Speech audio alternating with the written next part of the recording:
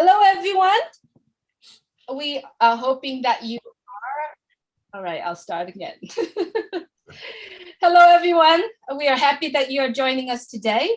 You are always welcome here to share your heart, to share your gift, to share your talent, and to serve our community. I do wish that you have a great time tonight. Just know that when we are coming together, we'll stay open-minded, open heart to receive the information that's shared here with us and to receive the hearts of the people that share their heart out here with us and things that we shared here. My name is Julie Nguyen, and I am truly your friend. I'm coming to you from Orange County, California. Today is July 19, 2022. On behalf of Chris Johnson, I welcome you to our Oblast brainstorm. Before we start our discussion today, if you could please mute your mic, all you got to do is press it once and it will automatically mute itself. Let's see if who has not, please go ahead and mute yourself. All right. Before we start our Oblast discussion, I would like to convey Chris Johnson's message to everyone who had recently prayed for him in surgery and sending your healing thoughts to him. He is home now in recovery. He is resting, and he appreciates all your prayers and your thoughts. And we'll thank God that he is not here with us today because he's doing well. However, the things that he had to take and the things that he had to go through really make his body not normal. Literally, this is just for fun. I was on the phone with him. He puked all over the place. And thank God he's not here with us, but we know that he's doing well. So thank you so much for all your prayers and your healing, messages sending toward him. If you could, everyone, please mute yourself. I would really appreciate it. What he is doing right now is he is focusing on healing. Therefore, if you want to send him messages, just please refrain from sending it to his phone. He has to keep his phone on, just any emergency or his family want to reach him, he'll be able to take it. Please refrain from asking him questions. If you are sending him prayers, please do that, helping him to recover, but please refrain from messages. Give him about 3 to 5 days. If you need anything help, please feel free to reach out to any one of us here. We will be able to help you. You need posting. You can also know who can post on there. You can reach out to any one of us and we'll be happy to do that for you as well. Please keep him in your prayer and also refrain from reaching out to him as well. Welcome everyone to our evening discussion about Oblast. For a lot of us who are joining us tonight, you might not know Oblast is. You might not know what it is and what it does. I would like to take a few moments just to share with you what Oblast is. Oblast, to me, it is a heart. It is the heart. It is the center of Unpassive. It is a philanthropist platform that really helps connecting all of us together to the causes that matter to anyone that involved in it. We are gathering together the right people to support the right causes and to the people that realize there are needs in this world. So that is basically a snapshot description of Oblast. Oblast aims to connect people to not only seeking for help, but seeking financial assistance to the people that are capable of and willing to be able to give a hand. This platform comes into two distinct ways of accessing. If you are a benefactor, you can use Oblast as well. If you are a campaigner, you actually could use Oblast to do so. So if you are looking for further information about our Oblast, please feel free to visit www.onpassive.com, or the best way for you to get to know more about Oblast is to get back with the person who invited you to this webinar, who invited you to attend on passive webinar, who talked to you about the opportunity to become customers, become resellers, become part of on passive. Please get back with those people so that they can directly direct you to the appropriate information and correct information as well. All right, so that is Oblast. And tonight we are gathering together here tonight with everyone has a heart of connecting people around the world, helping other people. And I have to say, many of us are here today has already done so in our own life, in our own charities work, in our own community or our own home. Chris has put together a program for us but it's not going to be happening tonight. However, he and the guests that are preparing for the program coming up next week is Janet Butler and a lot of her team. So it's coming on next week. They are going to talk about hurricane shelter. So if that topic touches your heart, and if you are wanting to focus on those topics, please remember to mark your calendar. It's next week at the same time.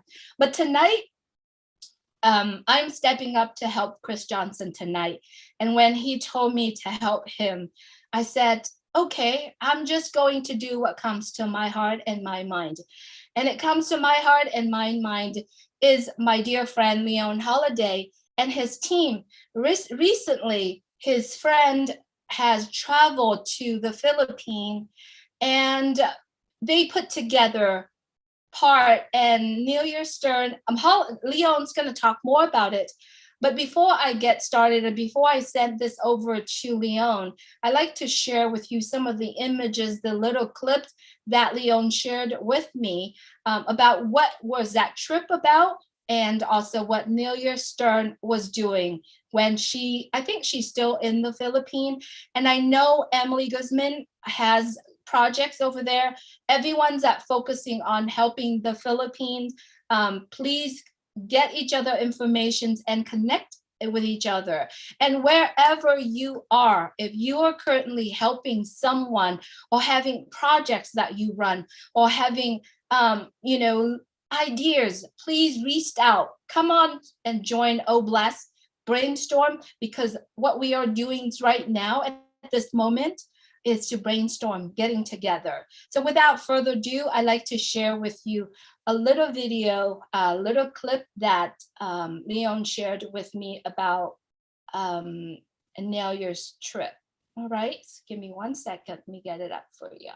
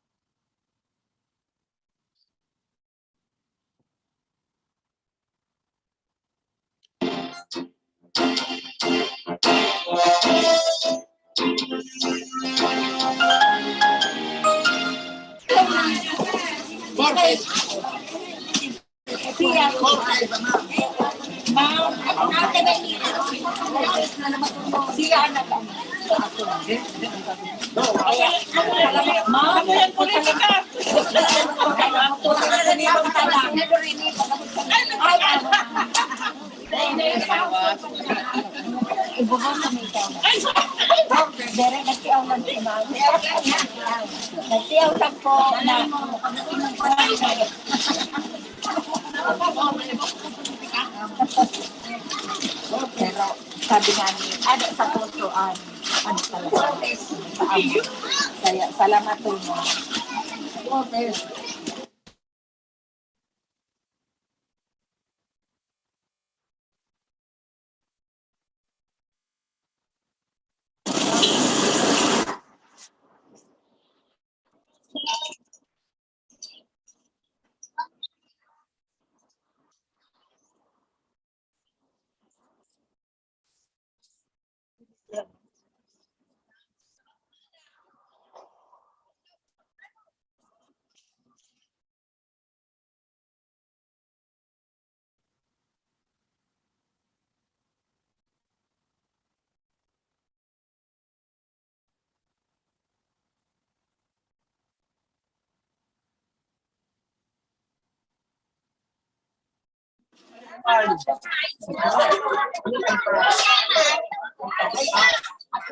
Okay.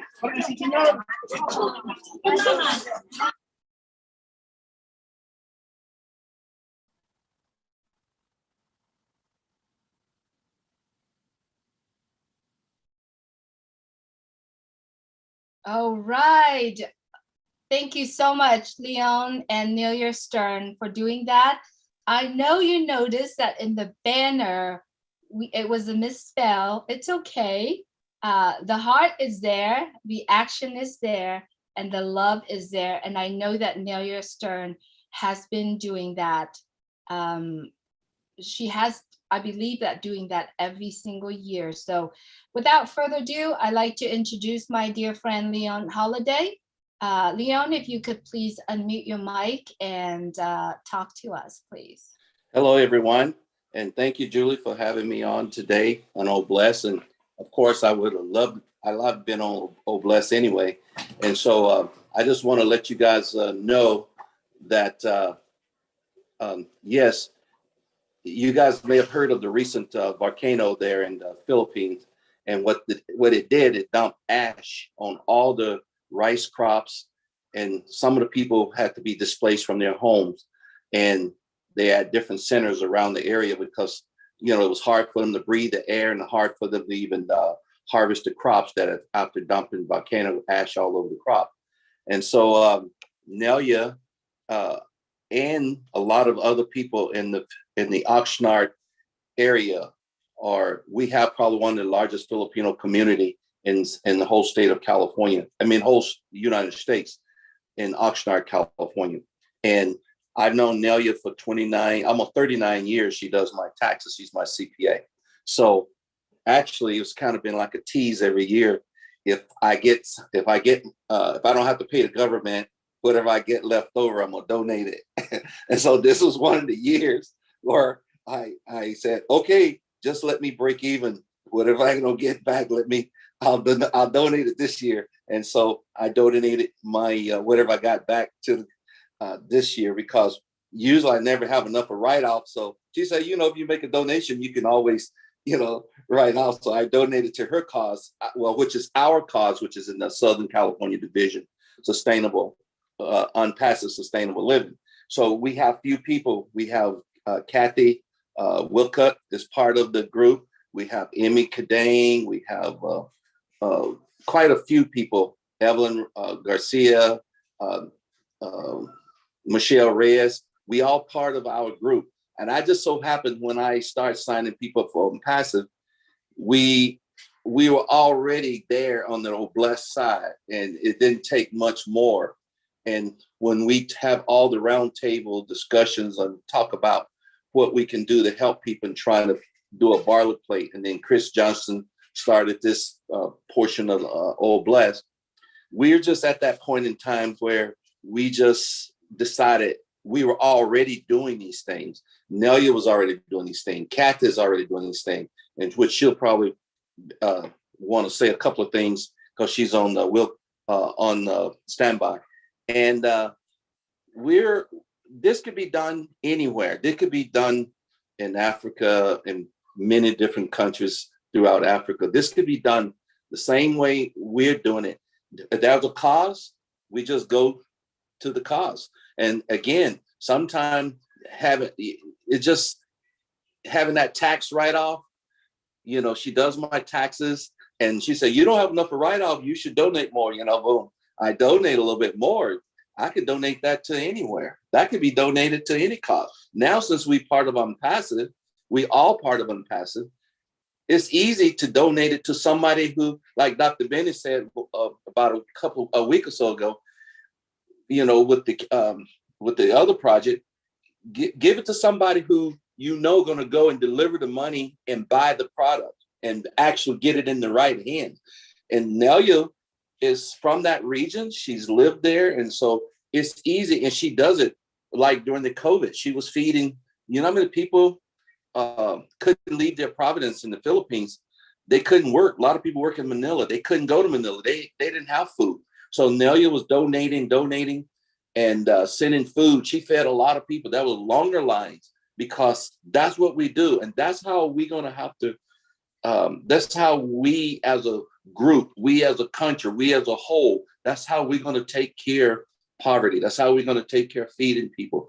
These are the things that we need to do over and over and repeat it. It's just like, you don't have to hesitate. You don't have to wait on anybody's permission. You just jump in and do what's out of your heart. We joined Unpassive. We got 800 some people, 8,000 some people is on Oh Blessed. Everybody don't have the money or the resource, but you have your hands, you have your mouth, you have your voice, you have things that you can do to bring light or shed light to various issues. So starting back, I just want to back up a little bit. When Julie first came to me about Unpassive, like I said, I had COVID. I got signed up, but I wasn't active. And then when I started realizing more and more what Unpassive was about, I joined Unpassive because I wanted to help people with clean drinking water, because I worked 30 some years in the water and wastewater industry, cleaning drinking water, the same water that people turn on their tap and the same water they flush down their toilets or various things. That was my profession. You know, I started in the oil industry as a mechanic engineer, cleaning salt brine water from oil when they bring up with the oil. And then I carried that profession on over to the municipality. And so I spent my whole career. So I got into Unpassive and Oh Blessed. I figure I can help people have safe and clean drinking water. And there's so many things that you can do, a person can do with just the materials in their own country to build filters that can filter out a lot of diseases and stuff like that. You know, instead of just dipping your water in a lake, a creek, a stream, and just bringing the water out and drinking it, and not learning how to clean it and causing you to be ill. So those are what I thought. You know, I know all about drilling wells. I know how to make wells. I know how to, make them sanitized and stuff like that. So my point is to make sure that I was part of something that meaningful. So then all of a sudden, after I start talking to people about Unpassive and being in a huge Filipino community, and people start coming aboard, and then it was easy to shift. I start thinking about the sustainable living, sustainable village. Sustainable living, sustainable village is still possible, but what's happening is you got to get people. You can't just go straight from people off the street into sustainable living, because first of all, you got to make sure they're fed, they're bathed, they're fed, they have the proper hygienes, and all those things are taken care of first. And then you got to make sure people are vetted, because you don't want people around young children or people that are abusive to them. So there's so many things that we thought we would do. We come up with a application where when you interview people, and if you start a sustainable village, and then we start thinking about all the other things that are out there, like empty buildings. Instead of building a sustainable village, you can start with the empty buildings in your own neighborhood. There's empty schools, there's empty buildings. A lot of people don't know that they can get those buildings from the federal government or from the state for $1, as long as you got a cost. If you got a cost, you can go get those empty buildings, because if that building's set for so many years, it's your building. You're the taxpayer. That building belongs to you. If you pay taxes, that building belongs to you too. So why can't you go and get that empty building been sitting there and use it for a cost like putting homeless people in, or starting a village or kitchen? So there's so many things we can do right now. And so, like I said, it started off kind of as a joke, but it became fun. And so this year, the few dollars that I donated for the cost in the Philippines, there's a lot of money in the Philippines. It's a few dollars for me. It's either you give it to the government or you give it to, and what the government going to do with it? Nothing but buy unnecessary stuff. But if you give it this way, and a lot of people should look at it that way. If you give you give that money to a cause, And same thing going to happen when we start, when Obless, when Unpassive start, when the apples start to roll and fall. You're going to have that same, some of us going to have that same issue. You're going to have to pay taxes. And are you going to pay those taxes to the government or pay them, put the tide into on Obless? And that's the reason why I know Obless is going to be successful, because you're not going to want to give that money to the government. And if you're making a substantial amount of money, and a lot of that plus 20%, as Ash mentioned, that 20% responsible for 80%, that 20%, I think your pay going to be substantial down the road. And you're not going to just write that check to the government. And Obless, you got Obless right there. And Obless is going to help a lot of people. And just like I did this year, it's so easy to put it towards a cost, and the cost that was, instead of writing a check to the government, it's so easy to write it to a cost and help. And Nelia did hers the same way. Like I said, she said, okay, this happened right at the time the tax season was about to end, and we saw it was a good beneficial use, and this is how we ended up.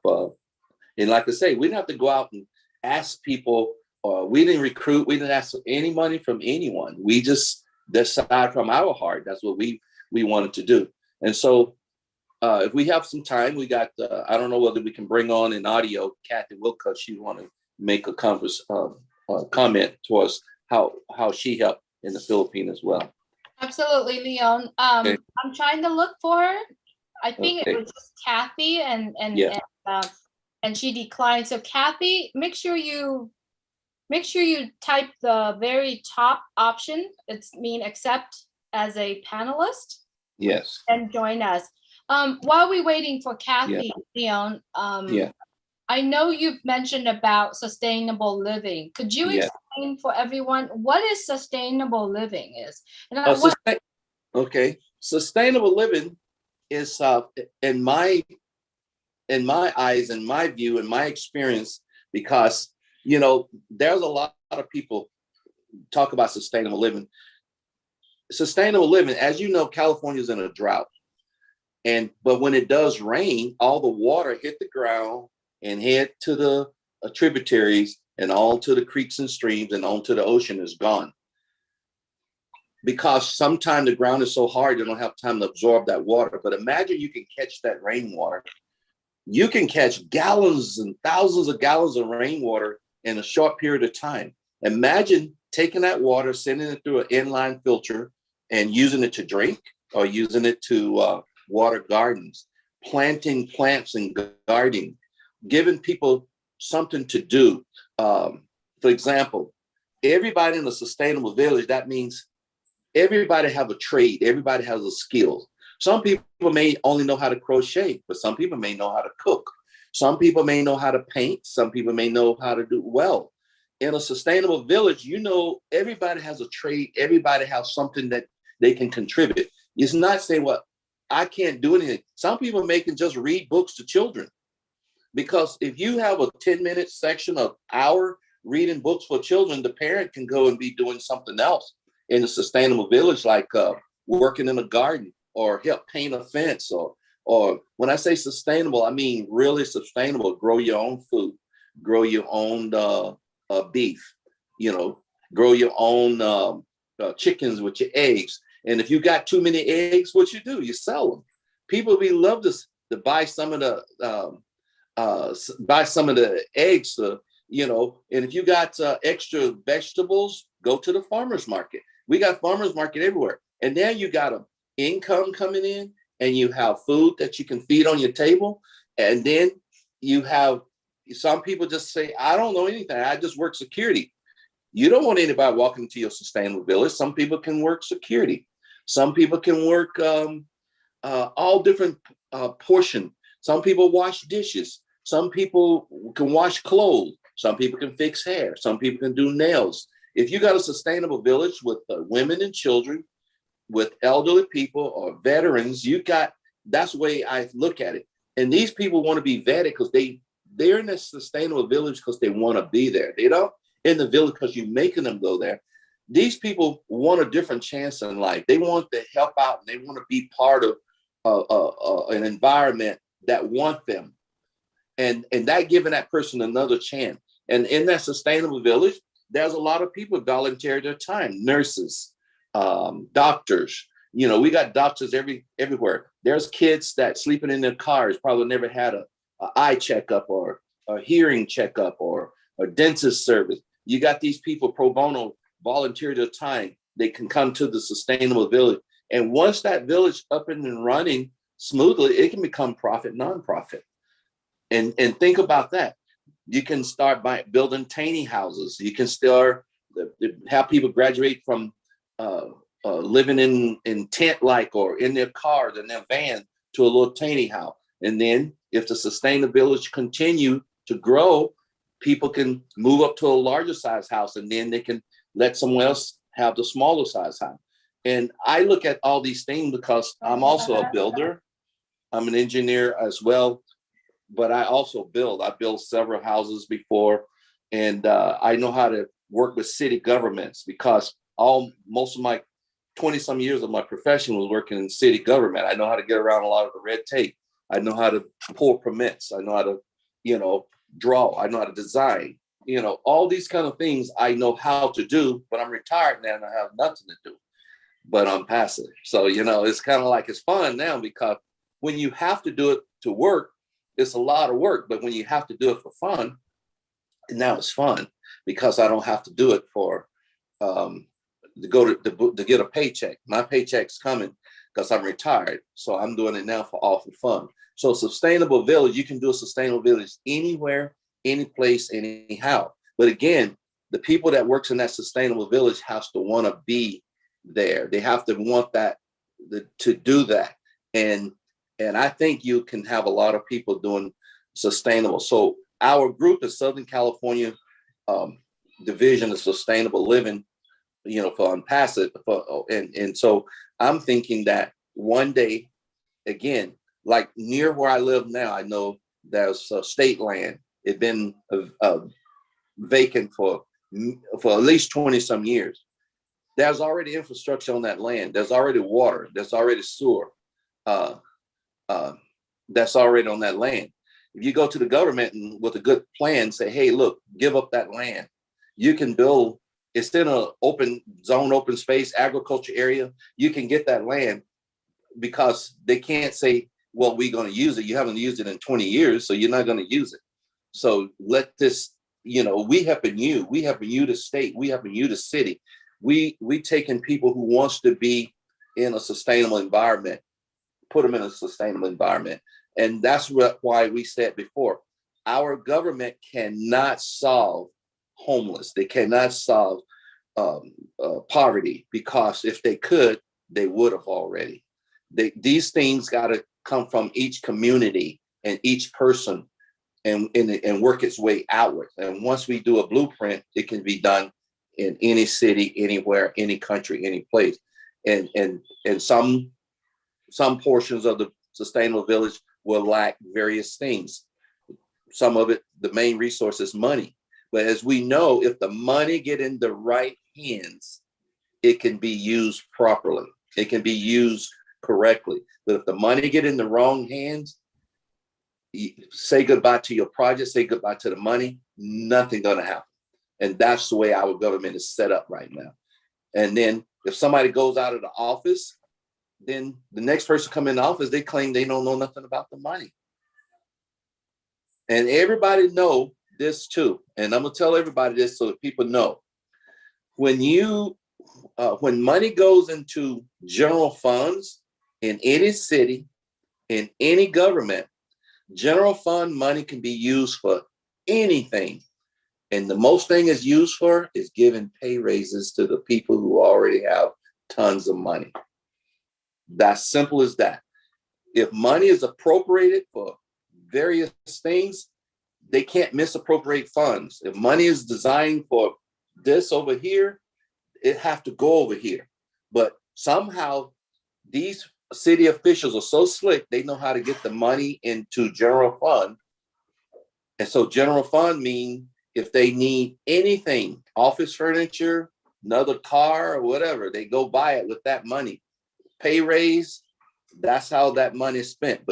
So that's the reason why I'm saying the money has to go into the right place in any organization that you go. And if it starts there, just like Nelia's doing, she go over there, she rent the jeepney. Jeepney is, if people don't know, that's a national transportation for the Philippines. They call it jeepney. She rent the jeepney. She go buy the food. She brings it. They bag it. And she also knows a lot of government officials in the Philippines. She used to work for the government years ago in the Philippines. So she got relatives that's in the government. So there's some government officials there with her working there. So that's how I see it should be done. So if anybody else have anything they want to say, that's good. Thank you so much, Leon. Yeah. And you brought up a lots of great points. Yeah. And when you told me about the sustainable living, and Yeah. Also you sent me the scope of work and some of the plan to it, I was so impressed. It was so impressed where not only that he thought about this is what he said, he's loving doing it. And as an engineering, as an engineer and as a person who worked for the county, the city, he has it all. He knows the ins and outs of it. So what I ended up doing with Leon is saying, you know what, let's do this. So we had positions that available literally toward that project. And the way how I love it is that you are living in the village together, and you build the whole entire sustainable village where anybody who's qualified can be there and build that within that village. Yes, it's probably going to take us 5 years, 10 years, 20 years. But once we build that sustainable living space for people, it's going to last forever. And I love this, Leon, and thank you so much for really, truly open my eyes out to support projects, because personally, I don't think I can do any projects or anything. I'm just tagging along with a lot of people and doing it. But you know what?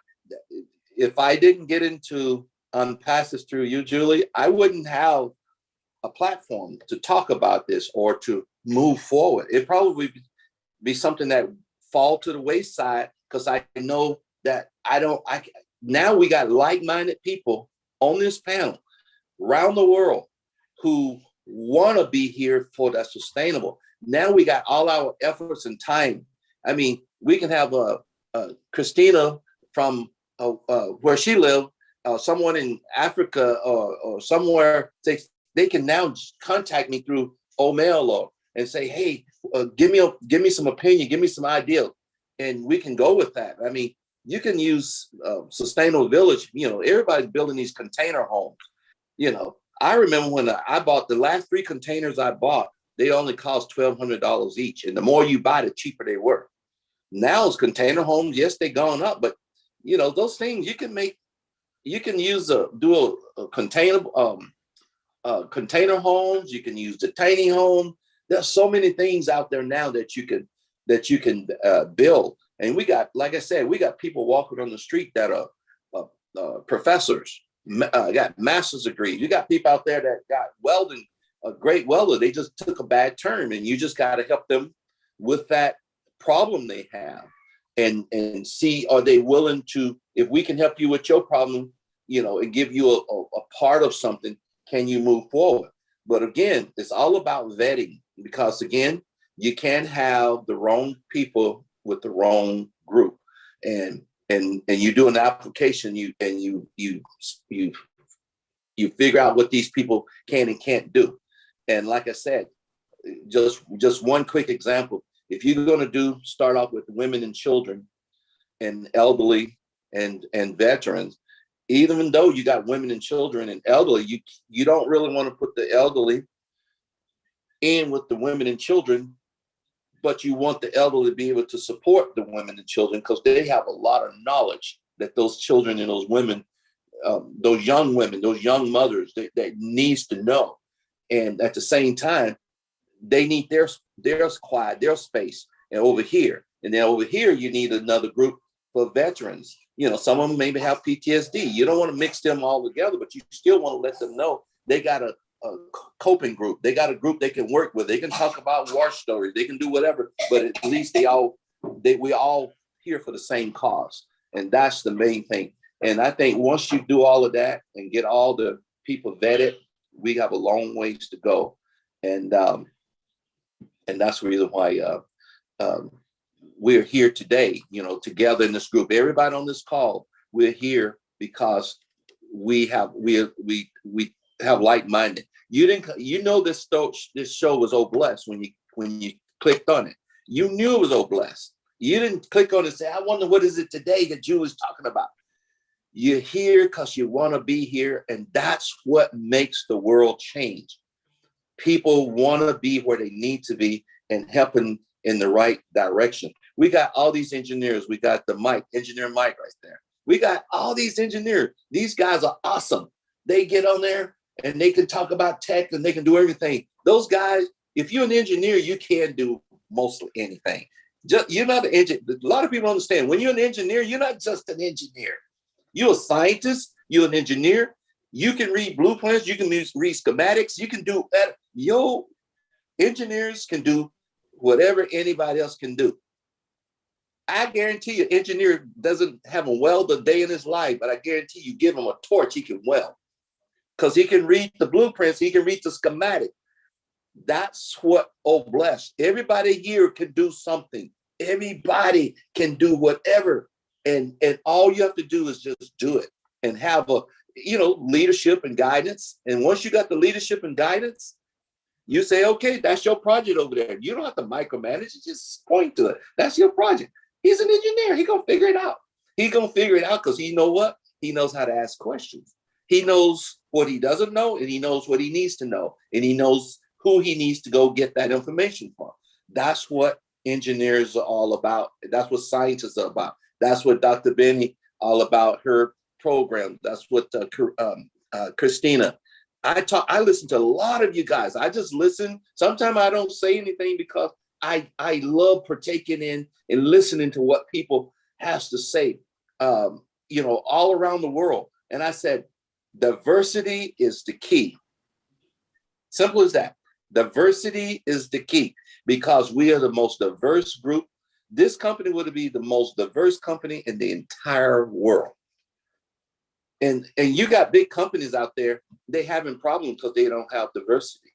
They're having problems in creativity because they stuck. You have to have diverse minds to move forward. And Opacity will move forward because of the diversity alone. Just the diversity alone. We will figure it out. And Ash said, if he can just change the life of one person, and that's all he's asking. Everybody change the life of one person and paying it forward. And this is kind of what we can do here. And like I said, it started off as not so much of a joke, but it's that we saw the need in the Philippines and we responded to the cause. I did this time for the first time, but now you've been doing it forever. Kathy Wilcup been doing it forever. A lot of the Filipino community always reaching back and giving back to their community. And we're not the only community that did that. The Hispanic community, they giving back. They sending money home. They working here. They sending money home. The African community, same thing. They here, they working. They got family still there. They sending money home. We're taking care of our people by sending money home, just like my family. In my family, I was the first one to go to college. I was the first one to graduate college in my family. And also in my family, we all had the same opportunity, the same thing. But I got 4 sisters. I help my sisters, constantly helping my sisters do something. All my sisters are grown. None of them are married. But, unfortunately, they got a broken roof. They got a broken this, got a broken step. They got a broken. I'm helping my family because how do I feel successful when my family are poor? How do I feel successful when my family can't pay their light bill? If I'm walking around with a ton of money and they can't pay their light bill, how do I feel successful? That's how you got to look at it. You got to help the one that helped you somewhere. And I'm going to say this, and I'm going to give it up.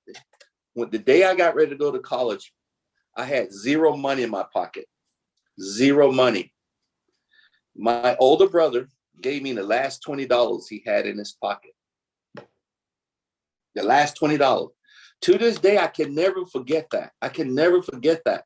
So when my brother, when I got a really good job, I went to my boss and said, my brother knows how to do this and this and that. And he said, we just need a person part-time, blah, blah, blah. My brother needed a job. They brought him on to Ventura Regional Sanitation District. My brother retired from Ventura Regional Sanitation District, running the whole entire vacuum team, cleaning out the sewers on the streets with the vacuum truck or whatever. He got a full retirement out of it. I could never forget that, what he did for me, that $20 he gave me. And that's the last money I received, from my parent or from any family member.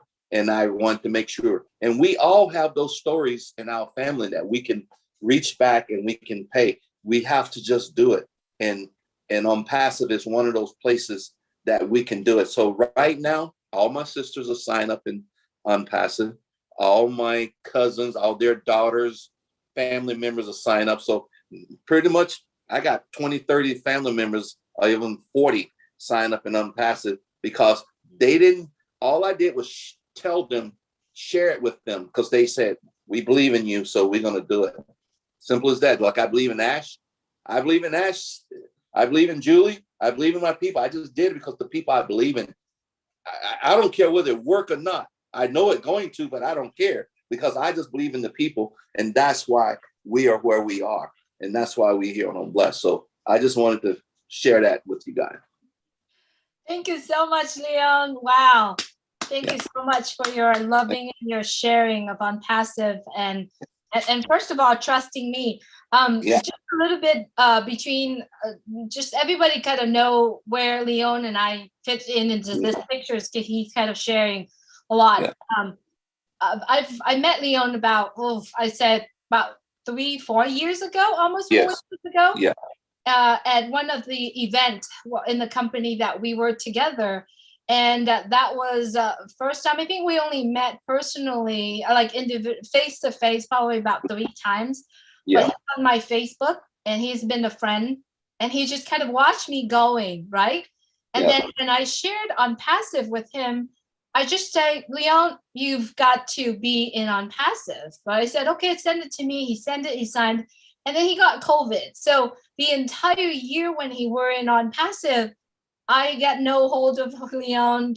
We didn't talk about Unpassive, didn't really do anything. And then I said, Leon, you got to plug in. Yeah. Leon, you got to plug in, right? And yeah, so, she sent me 3 videos. She sent me 3 videos. And those videos, I looked at the first one, I was hooked. I looked at the second one, I was hooked more. And the third video, I went running. I mean, I hit the ground just like running full speed. I said, okay, I got it. And she kept telling me, plug in, just listen to these videos. And I finally got 3. And it was one that Mr. Ashton Park made a long time ago, and then one somewhere around September 9th. And that's all it took, is the video. And that's how I got a lot of people interested. I got over 100-some people interested in just like giving them the video. I said, this video can explain more to you than I can ever explain to you. And it also is audio, video, visual. So I gave them the video, and people sign up just like that. And so that's all it took. Thank you so much, Leon. I think we've touched a lot of points today, but what I wanted to get back really quick, and then we're going to bring Kathy on just a little bit, about a few minutes after. I like to share this, is that Leon said a lot about the sustainable village. He said a lot about vetting. So then remember, ever since Leon plugging in, we have conversations at least once or twice a day, right? Both of us went on, and we literally tackle everything that comes on. And so I start putting down ideas of how do we vet people? How do we do this? And I shared this once before, but I also like to share this with you really quick. And if anyone would like to have this, and if you are thinking about what you want to do, what you want to focus on, or at least take some of these ideas and build within it. This is just ideas, right? This is something that we don't have to do it. This is just some of the ideas that we share here. I hope you can see my my document really quick. So what I am, when Leon talked to me about the sustainable village vetting, so I thought come up with the point, okay, how do I gather people together? How do I gather people together where they can sit in one place? We can start, building that connections with whether or not professionals that wants to help or people that need a place to live. I mean, we don't want to call them the homeless, right? They're just houseless people. They have home. So I better change my language here, right? And I learned that actually from Sherry Durstaway, one of my angel here. So I'm going to start changing. Like, these are just something that I put when that idea comes up. Now, if you do understand myself, when I think about something, I go and I do it. I don't let my mind, I don't let things, idea that pondering around in my head, because if I do that, it'll stop me from doing. So this is just something that I came up when we have that idea. So how to vet people, right? And Leon actually agree with me on this. Yeah. Is you gather all the people together and getting to know them. You could you could organize the whole entire month long of feeding houseless people or feeding people so that you can organize. But before you do that, you got to know what's your purpose. So your purpose simply just to feed them, gathering data, building the trust, letting them know that you are here and you are traveling this little journey with them together. What is your goal when you do this? It's to find out who they are, who wants help, and who do not want help, right? Not only that, the houseless people, but also the professional. You have to build that team of professional people. It could be from doctors, nurses, social worker, it could be from everywhere. Doesn't matter, every single one that has vision and a goal to help people, right? So this is something that just some of the idea, and I'm not going to go further into the plan, but this is just an idea. If you want to do what Leon share here in terms of the sustainable living, or if you just want to gather a group of people where you get to know them, where you get to learn about them, I believe if we everywhere around the world start organizing a 1 month or 3 month feeding the people, right? So that we all can tackle that together. Leon, did you want to say? Yeah. It's exactly what you're saying is exactly true, because if you don't, if you can't just take people again right off the street and put them in a sustainable environment. You gotta, because some of the people again, they've been out there so long, and their hygiene, their mental capacity is gone because they've been sleeping on the street. You have to put those people in a position where they feel comfortable enough to talk and tell you what their needs are and what their problems are. And some people are unstable to be in that environment, because you're there with women and children, you got schools, you got people who actually got trades, and you don't want anybody disruptive there. So you got to make sure. And here's another thing, you hit it on the head too, Julie. You mentioned something.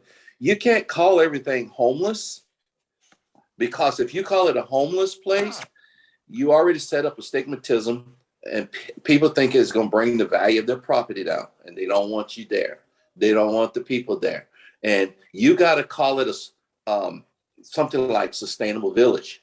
And really, you allowing anybody into that village who have skills that want to participate and help. So you taking away that they don't really know that you've already vetted those people, and those people are homeless. You bringing them in as people part of a project, and people can get behind that.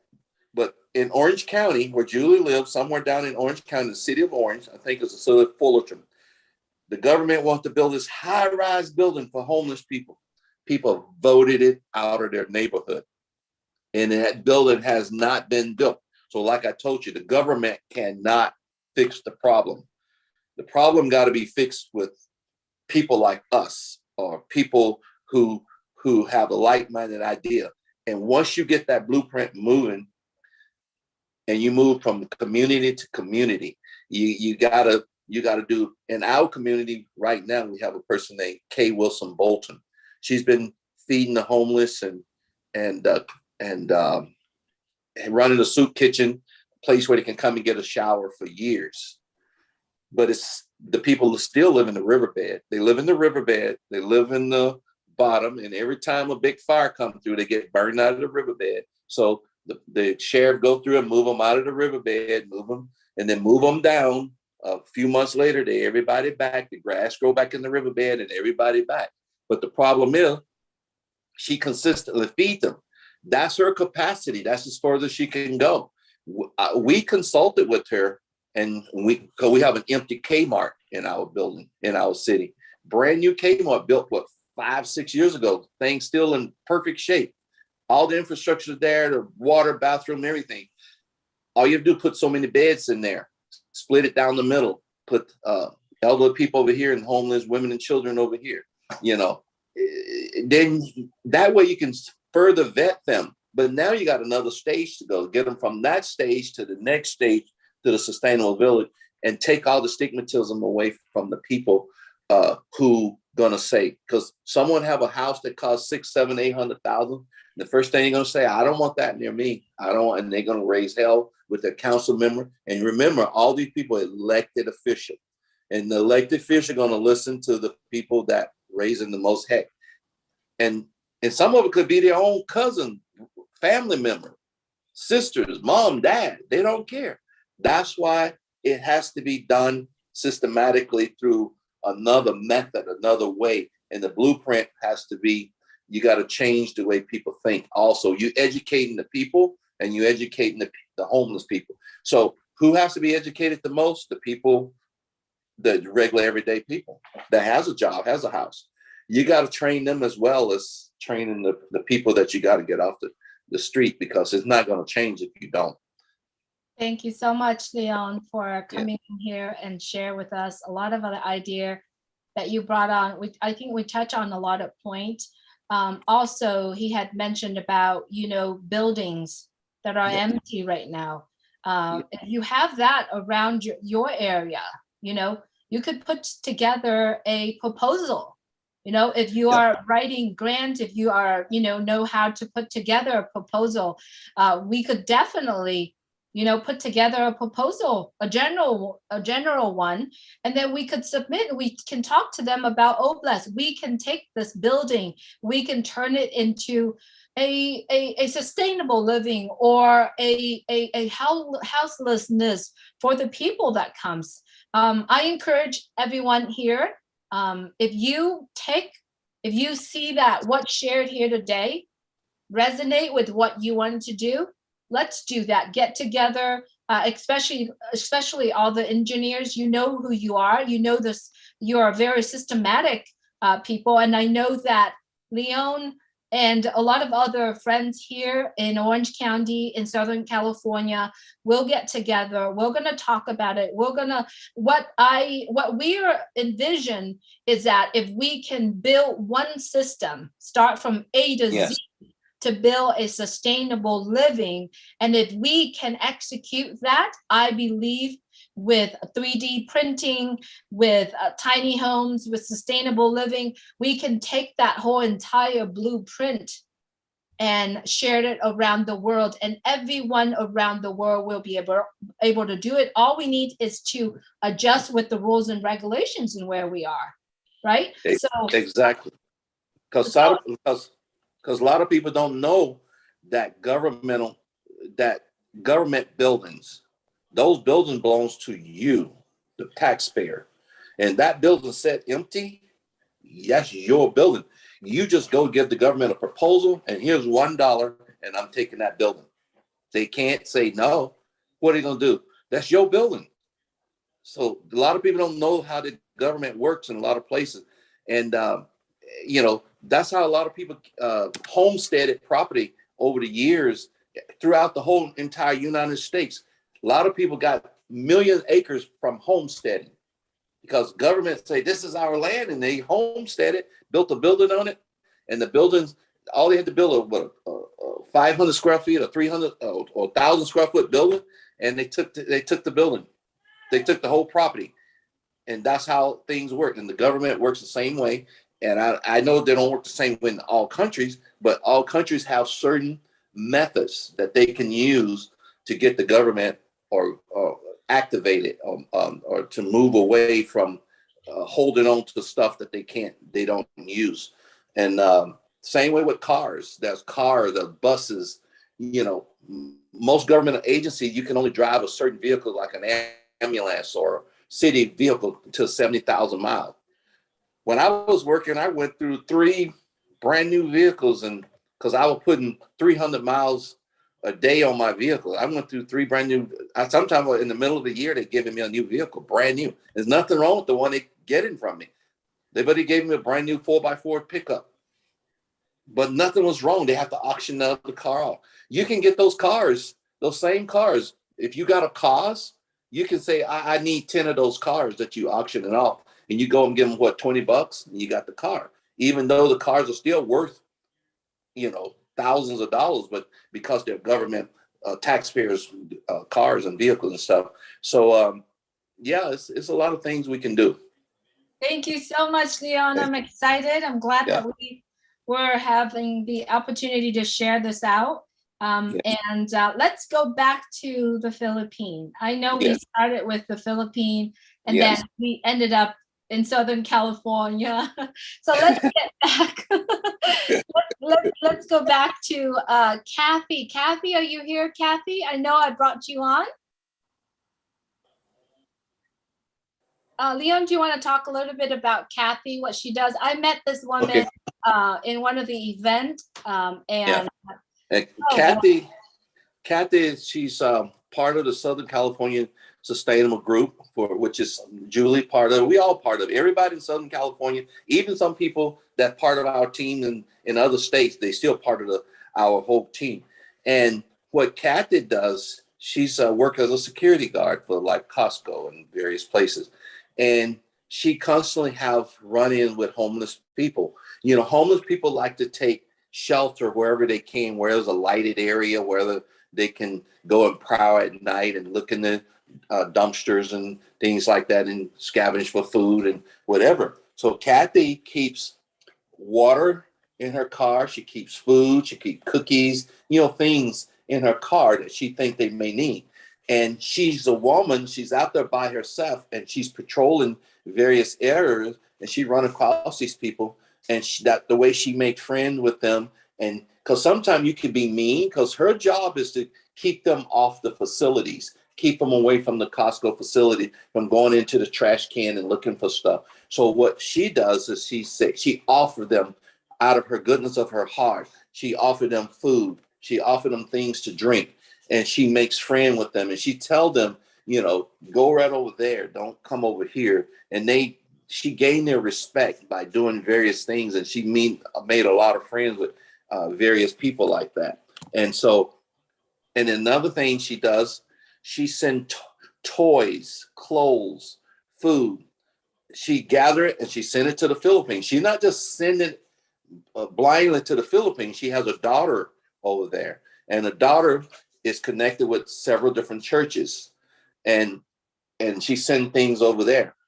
I give her boxes of toys belongs to my son. When I see him not playing with those things for over 6 months, I gather and put them in a bin and ship them out the door. And I tell him, because these are toys that have been passed down to him as well, and other things or toys that I bought. He spent a lot of time playing with Legos and Nintendo Switch and all that kind of stuff. So all the other toys just pile up in the middle of the floor. So that some other kids can use those toys. you know, these kids around the world, so different places. So Kathy gathered the toys and clothing and various things, and she sent them to the Philippines.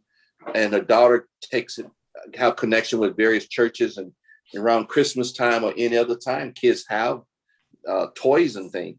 And she does that. She sends food, just like Nelia does. She sends food because different people from the Philippines, from different provinces, and they want to take care of the various people in their different province. And not you don't have to just do this for the Philippines. You can do it for any other country, Bangladesh, Africa, India, any country that needs the help like that. You can actually, because we in like 200 some countries, you can find the need for every different country, and you can figure out the methods, the different ways that you can send stuff, and you can get it to the right groups. Right. Because Leon, I think Kathy is in the house, Leon, okay, and I go think ahead, she's still at work. Kathy, can we see you a little bit? Yeah. There you go. Thank you, Kathy. Sorry, Leon. I saw her and she's that's all right. That's good.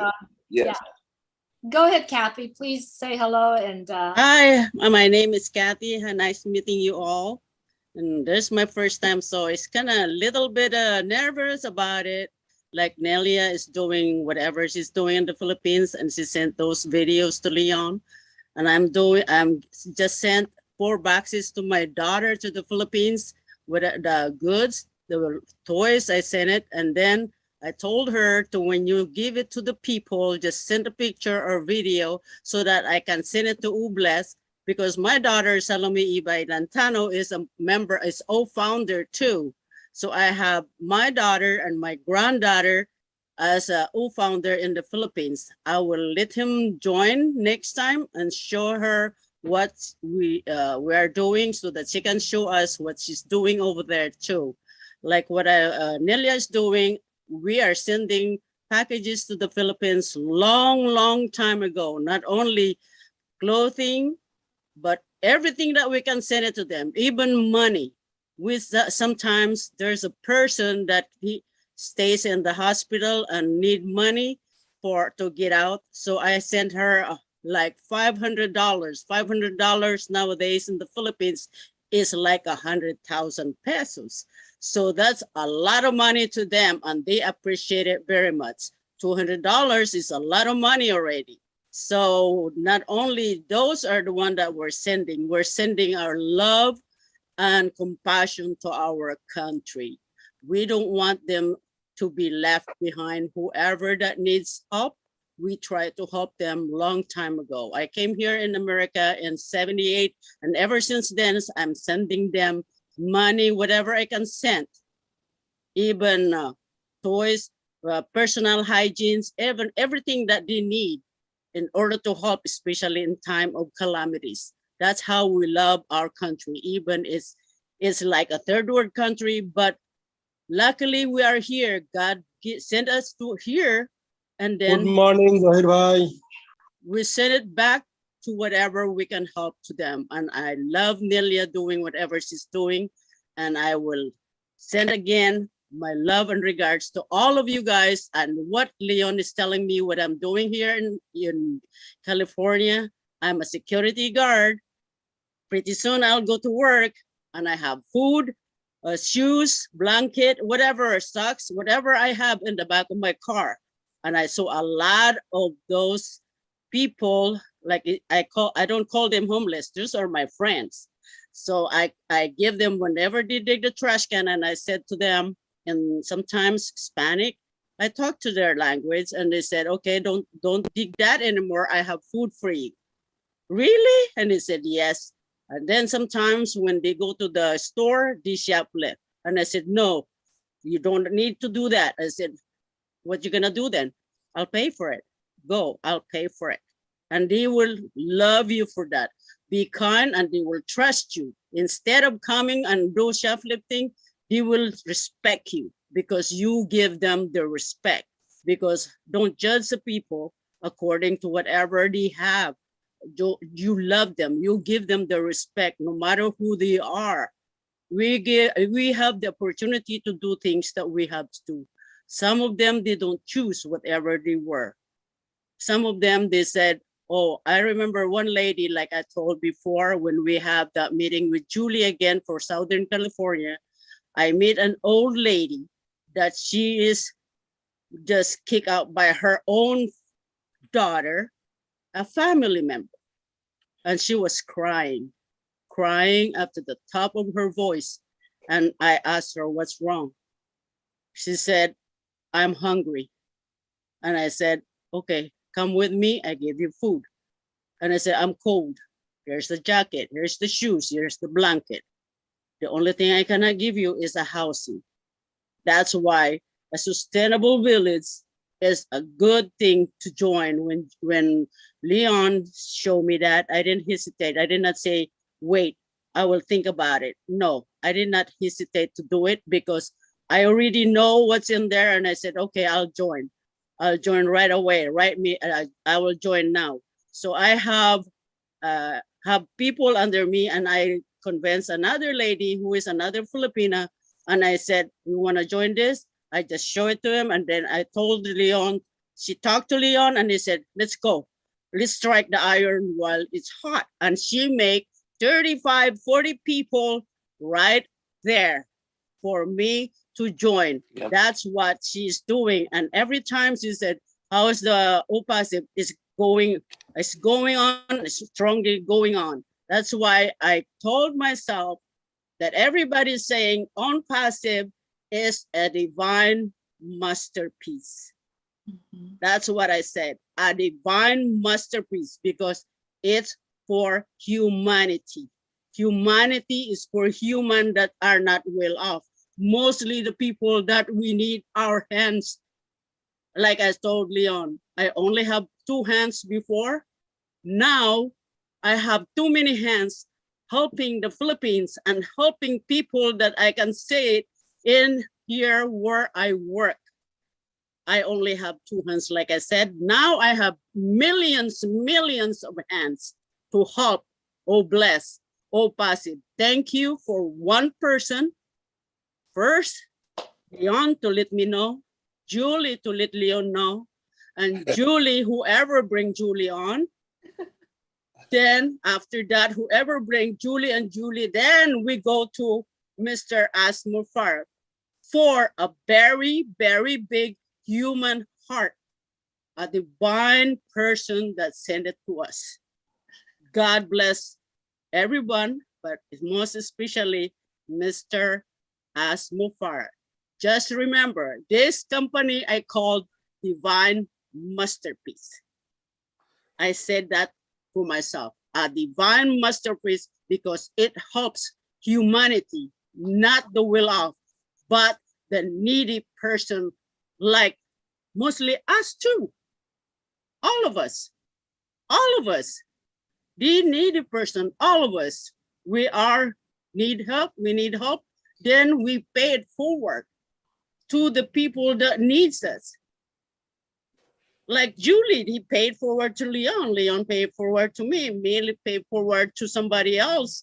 And then the other people. Keep going. We are getting stronger. Like I said, trust one another. Have a confidence to each other. Have a good teamwork. And nothing is impossible. We can all do this. In the name of the humanity. God bless you all, and God bless humanity, Mr. Asmufar. I love you guys. Oh my God, Kathy, I love you. I love your conviction, and I love your heart. You make me cry right now because of what you are doing, Kathy. I sent you a biggest hug because I met you in person. And guys, if you haven't met Kathy, little lady, right? Head in a blue dress, running around and help everybody, try to get everybody food in that event. Try this, do that. And then at the end of the day, she's gathering all the extra food. Oh, put it here, put it there.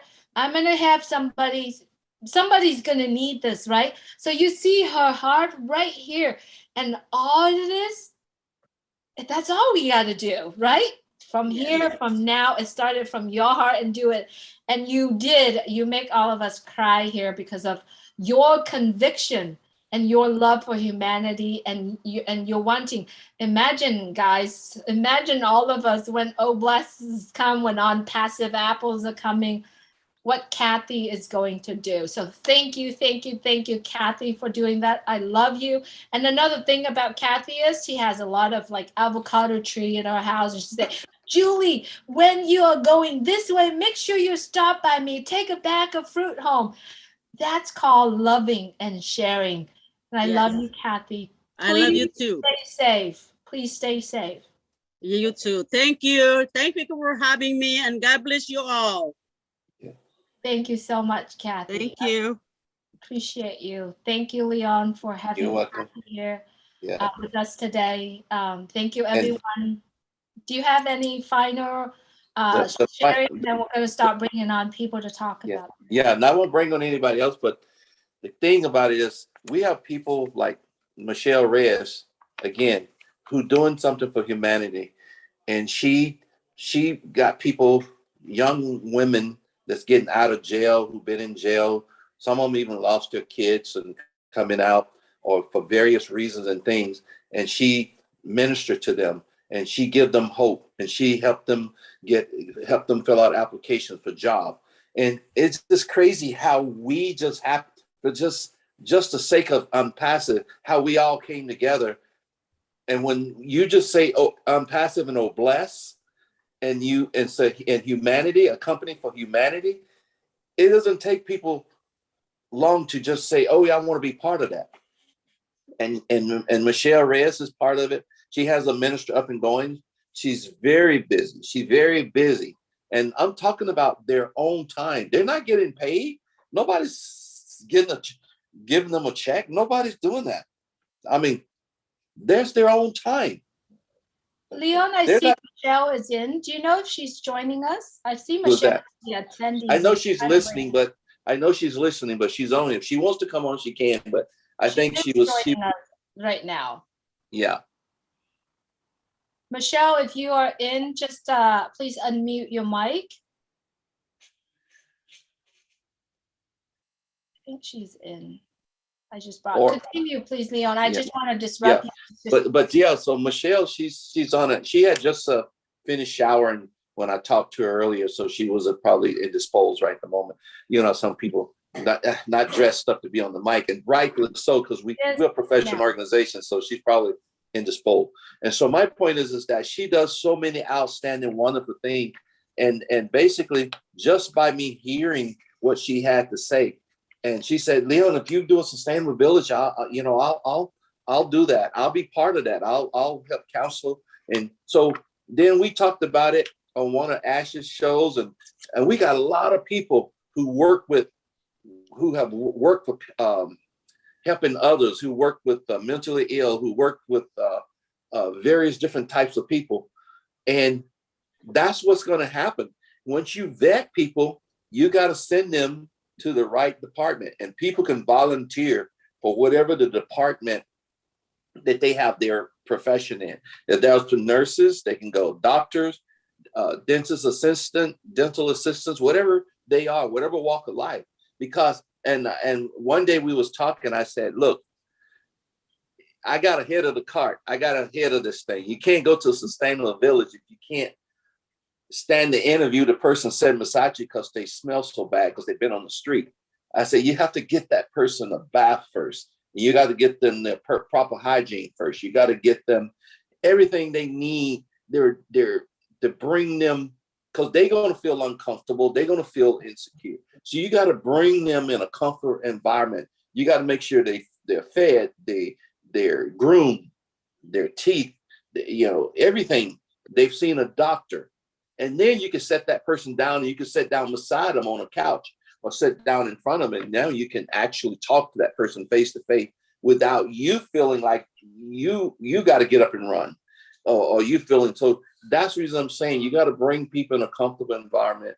And so that makes a difference. And so not just, I mentioned, like I said, the Oxnard, California has one of the largest Filipino community in the United States. And It just so happened, I just ran into that group that they all doing the same thing. They all sending money, food, or taking stuff and sending it to the Philippines and helping each other out as the community, as a community and as a group. And again, I heard last week the people from Guyana, all the things, and my heart just opened up and poured, because I know that so much corruption going on, not just any country, every country, including ours.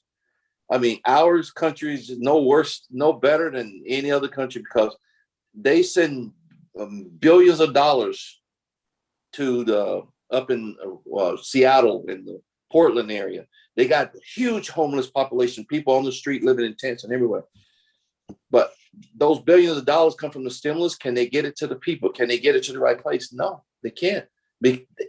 That's why groups like ours, once we get the blueprints and get going, that money should be put into our community, to our hands, to the people, the everyday people who are really helping people. That's how the impact. And yes, like I say, working for cities, I should do grants. I wrote grants for trees. I wrote grants for park equipment. I wrote grants for wastewater equipment for plant, drinking water distribution, how to get chlorine system. Government got all kinds of money for everything. You just write the grant, you get the money. They also got money for homeless people. Yeah, they got money for homeless people too, but how you get it to them. Exactly. And I think Michelle is ready now.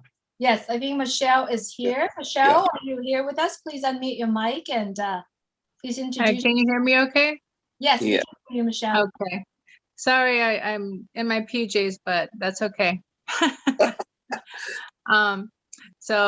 Thank you for everyone. I'm Michelle. I learned about this on Passive through Leon, and we're part of the Southern California group. And so what I do is I minister. I do a lot of emotional and spiritual work. And I've worked with homeless people. I've worked with people who are, living in tents, and me and another pastor would go and we would get up early, make lunches, put them in the brown bags and hand them out. And it's true, you do really have to get their trust and start talking to them before they're going to walk into a sustainable village, whatnot. And so what I learned is just like Kathy, nobody's paying us to go out there and to talk to these people. It's just because we have a compassion. And for me personally, I had told myself, if I have the time, I'll give my time. And whenever it comes a time where I don't have the time, I will give money to others who do have the time to go out there and show compassion on these people. And they're just looking to be, heard sometimes. A lot of the times, they're just down and out. And it takes people like you guys to have passion in your hearts to just lift them up. Sometimes it's just a word. Sometimes all they want is for someone to encourage them or give them a bottle of water, or say, what, let me pray with. Sometimes they just want a prayer. Sometimes they don't want a prayer. Sometimes they just want a hug. And I mean, some of these people that I was out there and feeding, they hadn't been hugged in years. And it's so sad to know that people just try to dispose of them and like, okay, not in my town, not in my town. And it's true. A lot of these people, a lot of them got out of jail and they have nowhere to go. I also worked in it's called Lighthouse for Women and Children, and it's kind of like a recovery. These women are coming out of jail. They have nowhere to go, so they put them in the Lighthouse and they teach them life skills. They teach them how to get a job. They have to do something. They got to do laundry. They got to do cooking, cleaning, all those things.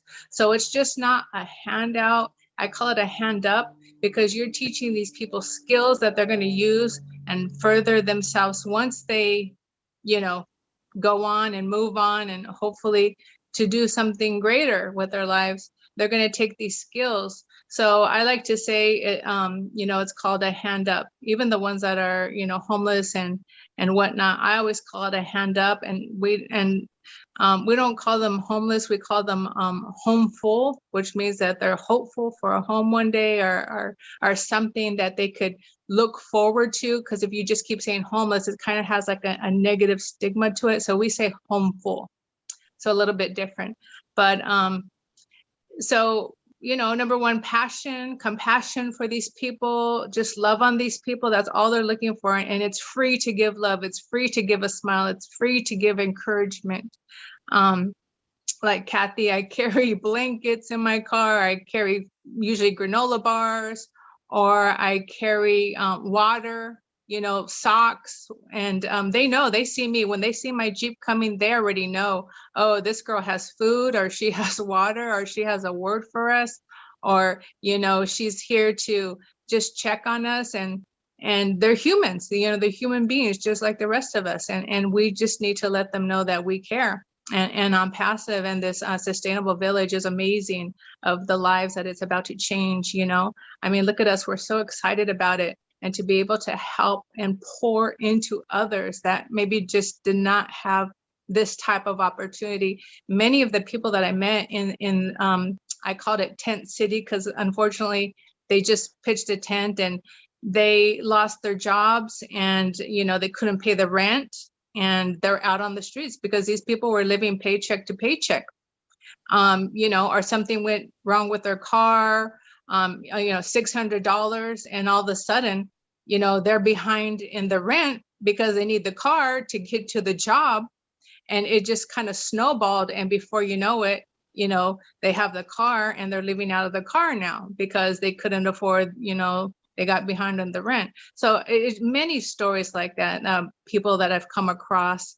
And so I know, we each have the ability in us to make a difference. We're already doing it. We're already taking the risk to join the team. And we took the risk, and we're like, wow, this is such an amazing thing that people are gathering together to do. And so I just want to congratulate each and every one of you for stepping out in faith and becoming part of Unpassive, and just taking the risk of like, okay, we're going to do this, and we're going to plan it, and it's going to happen. And it's already happening. And it's just so amazing that the people have come together to really, because it's called Oh Bless, to bless others. And, a lot of the time people don't have that capability. So we, as people, when I would go out there, people would say, I can't do that. I can't do that. And I'd say, okay, well, just, keep us in your thoughts. And I would actually have people donate money to me and say, okay, buy the lunches, or, buy whatever you need. I don't have the time, but I'll give you money. Or I don't, I can't see the homeless. I can't, like, it's too heartbreaking, but you go and I'll give you, they would give me resources. They would give me food vouchers or gift cards or whatever. And so there's always a way to make it happen. You just have to have a willing heart, an open mind. And like I said, once again, it's possible. It's possible. So I encourage you, each and every one of you being here, that, you're here to make a difference, to make a change. And I thank you and I encourage you. I love each and every one of you. And I cannot wait to see what else is going to happen this coming year. So God bless, all the way from Oxnard, California. Thank you so much, Michelle. Thanks so much for joining us today. When I met Michelle in one of the event where we had here in California, she doesn't talk much, but she makes difference. She makes a boom difference, right? She goes out there and she just does her thing. And thank you so much, Michelle, for being here. And thank you so much for sharing your heart here with us. Really appreciate it. Thank you. Thank you. All right, Leon, any last words? We're going to start calling on the folks that patiently waiting for us, but any last no words? last words. I just like to hear from other people, and thank you guys for listening. And like I said, it's all started in the heart. And like I said, I started off when I'm past this just saying I can help people with drinking water, and I'm doing much more than so thank you. Thank you so much, Leon. that's the kind of conversations we have every time we're on the phone together. So thank you for just trusting in me when you accepted to be founder of Unpassive with the information that I share with you. And he hasn't stopped. So thanks so much for being here. All right. I see that Ava Diaz has had her hand on since very beginning. So I'm going to call on her. Ava, good to have you here. Nice to meet you. And thank you for joining us. Please unmute your mic. Thank you, Julie, for having me here. This is the first time that I'm coming into Obless. I've been doing this for a very long time, but not around passive. I have been trying in my own little means. I'm from Bangladesh.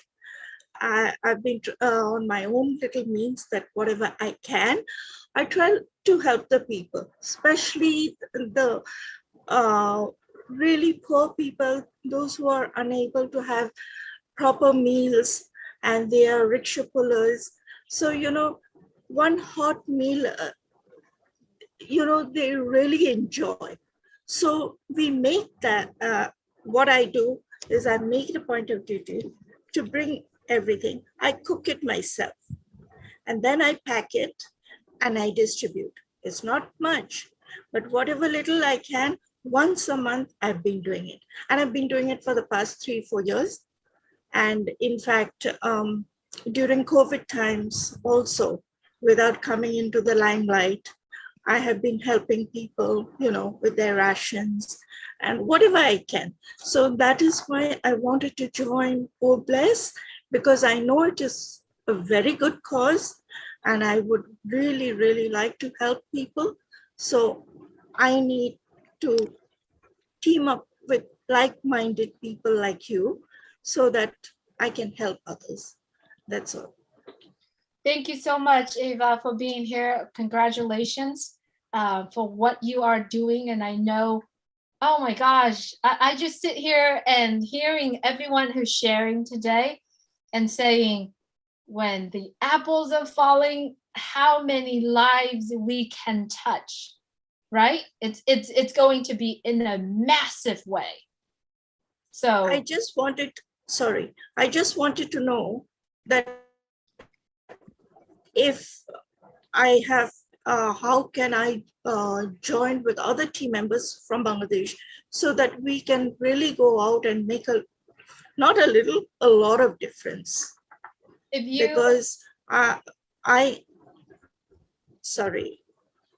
have in mind that, there are people that, like they say, don't give a man a fish to eat, teach him how to fish.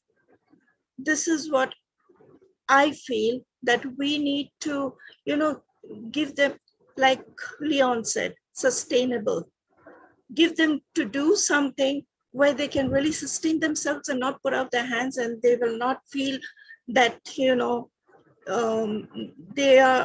they're poor or somebody's being just pitying them. No, they want them to live with pride and dignity so that they in turn learn how to help others. This is what I have kind of thing in mind. So I don't know how, but it will happen. That much I know. Thank you so much, Ava. You are the gem that Bangladesh has. So what I did was I sent you a message with my email on it. If you could please send me yours. And Sure. if any friends that are in Bangladesh has the right vision, the right heart, like Ava shared with us here, please send me an email and I definitely would love to contact and connect you as well. Thank you for being here, Ava. Thank you, Julie. Thank you so much for speaking out. Thank you very much. All right, Engineering Mike, you are up next. Please go ahead and unmute your mic. Hello, everybody. Good evening, all our leaders. First of all, Leon, I don't know. It's like you just put me into space, into another kind of trance this evening. with all the technicalities and all the know-hows. Like we say, we learn every day in Unpassive. It's like a big learning field. We just want to thank all the leaders. Leon, thank you very much. Katie and Michelle. And Michelle, thank you people very much, and Eva as well. So it is a journey. We just started. We're still going, and these things are being unfolded. They are unfolding so that we should plan more as we go along. And this platform is a good one. We say healing mercies to Chris. I pray for him. I'll send him a prayer. He's healing very well. We thank God for that. This platform, when you come here, if you don't go on with something that you learn, then I doubt if you are really here. It's a big place for us to come and brainstorm in all of this. Leon, kudos. I mean, like, I used to say, sometimes you think that you know a lot of things, right? But when you see another expert who knows, when he talks, you understand, you buy, and you guys resonate in the same frequency, right? So it's marvelous. Then I just want to say I have so many projects around the world, which is by founders. But what we're waiting for is a guideline from the CEO himself, how we'll be tackling these projects. So, but trust me, I'll be knocking at your door every day. I'll get your number from Julie, Leon. We have to work. We have a lot of work to work. It's just starting, right? I have this gigantic, the last time I talked to Mr. Ash, he was talking about a fast train road in Africa that I used to talk about with him. So finally, he calls it Africa. That is the name he gave it. So I've been working with a lot of engineers in the world, worldwide. We're putting stuff together. Leon, one day you hear me call on you, you have to join my team. Let's make that thing happen. We're working a lot. We're doing a lot of feasibility studies on the distances where they are supposed to pass. We have consultants. I have consultants who have PhD all around the world. They have like project managers who are working. So I would like you to join me someday. I just want to say thank you. I mean, like Julie, what you came out with this evening, some days you just come here, you don't even know what you come and meet, right? So it just, when it starts like a joke, but when it goes deeper, you see how it goes deeper and the stuff is coming, it flows. Thank you, Julie. Thanks for the anchor today. Thank you, everybody. I wish to work with everybody here. Thank you very much. Thank you, Engineering Mike. We all come here and speak our mind and our hearts, and that's where it has happened, right? No matter where you are, when you get together, you just let your mind and your heart grow together, and that's why we're all here together. So thank you, everyone, for being here today. All right, Phil and Susan Torres from Northern California, good to have you here. Please go ahead and unmute your mic and tell us what you're thinking. Well, I just wanted to share with all the founders the power of our creator and how I know Unpassive is going to help change the world. Today, Julie, I just had met you and I sent you a text asking about California founders. And something today told me to get on this website, and I did. And come to find out that Leon is where I was born and raised in Oxnard. And I moved from Oxnard to Northern California. So the Lord has brought us together, and I think with Unpassive, we are going to change the world. And I just wanted to share that with you. I thought that was a great thing, that how this worked out. And like I said, just today, I sent you that text because I wanted to meet new founders. And now I think there's an avenue we could follow that we can all get together and build Unpassive and make it a great business and helping business, a loving business. Thank you. That's all I wanted to share with you. Thank you so much, Phil. Thanks so much for being here. And yes, things that the Lord does for us, lining up together, it's amazing. And we don't know how. We don't know how that happened, but it's good. Today I've received a lot of good news from founders around the world.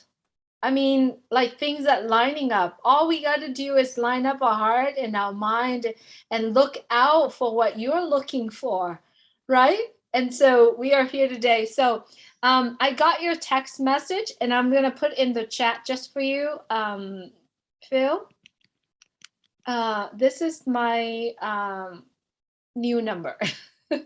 So if you could replace the old and we're good to go. We'll connect. And then I definitely will connect you and Leon and all the team together. In California, we're planning to have one coming up soon.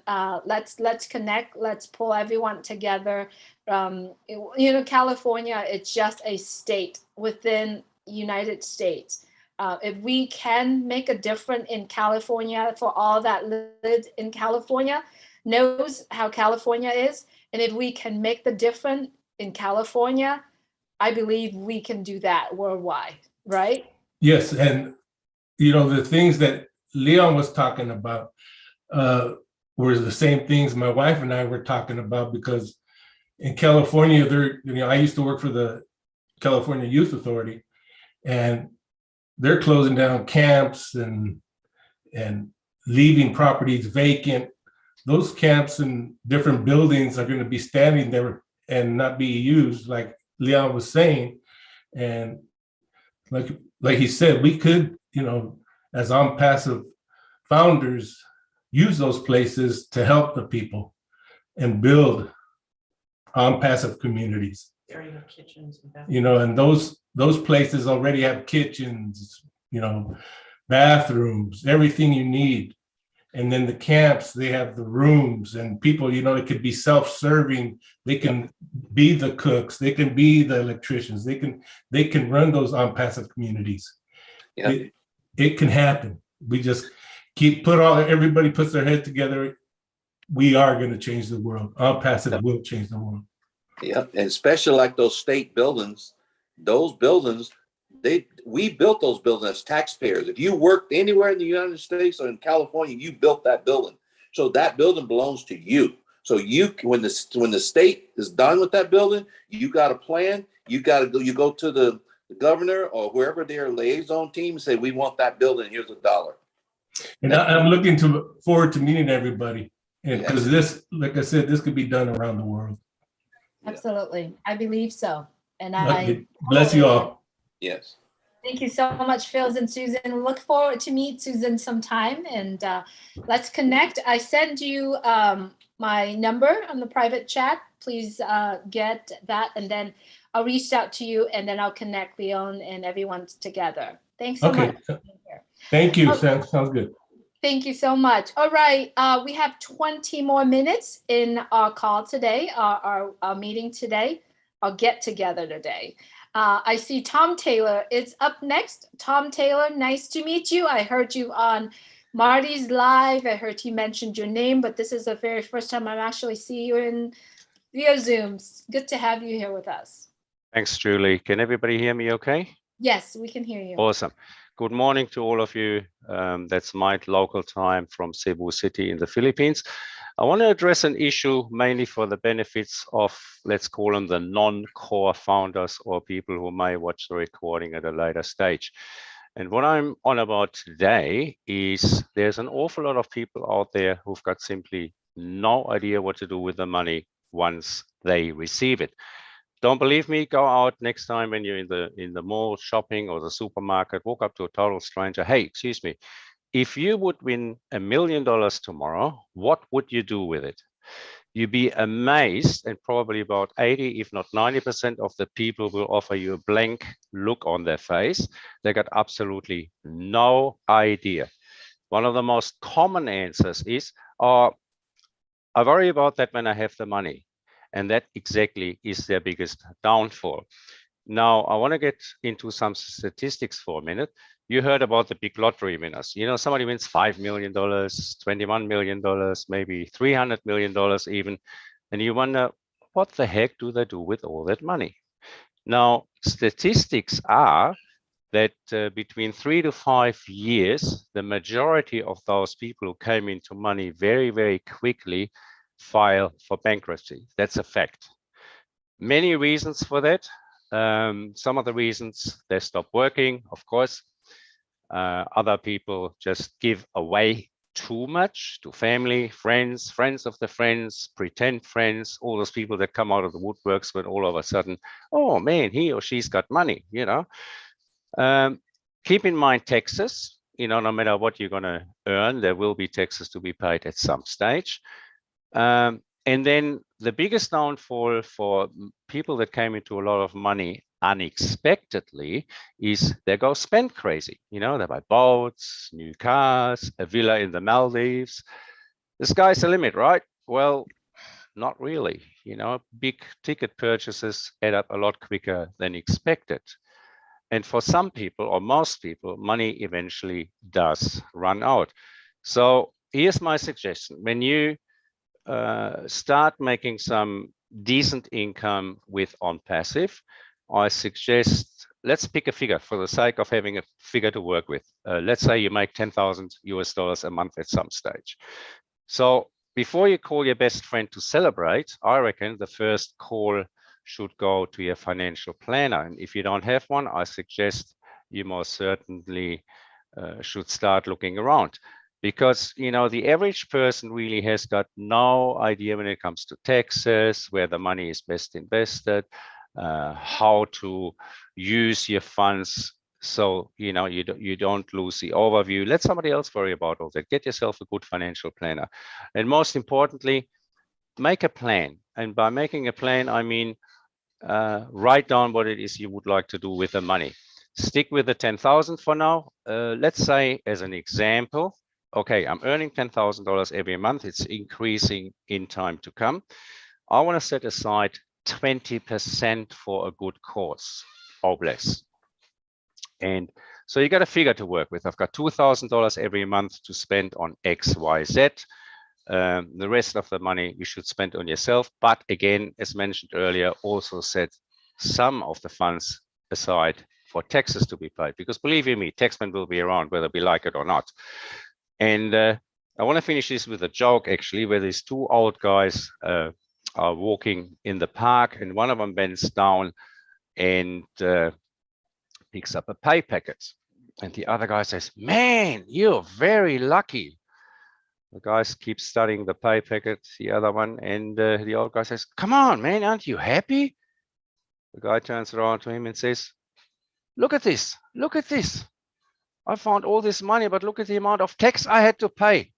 And that, unfortunately, is a mindset of a lot of people out there. And all of a sudden they come into money. Make money, be happy. Let's help others. Have a great day, everybody. Thank you for having me. Thank you so much, Tom. That was great. You brought up a really nice point.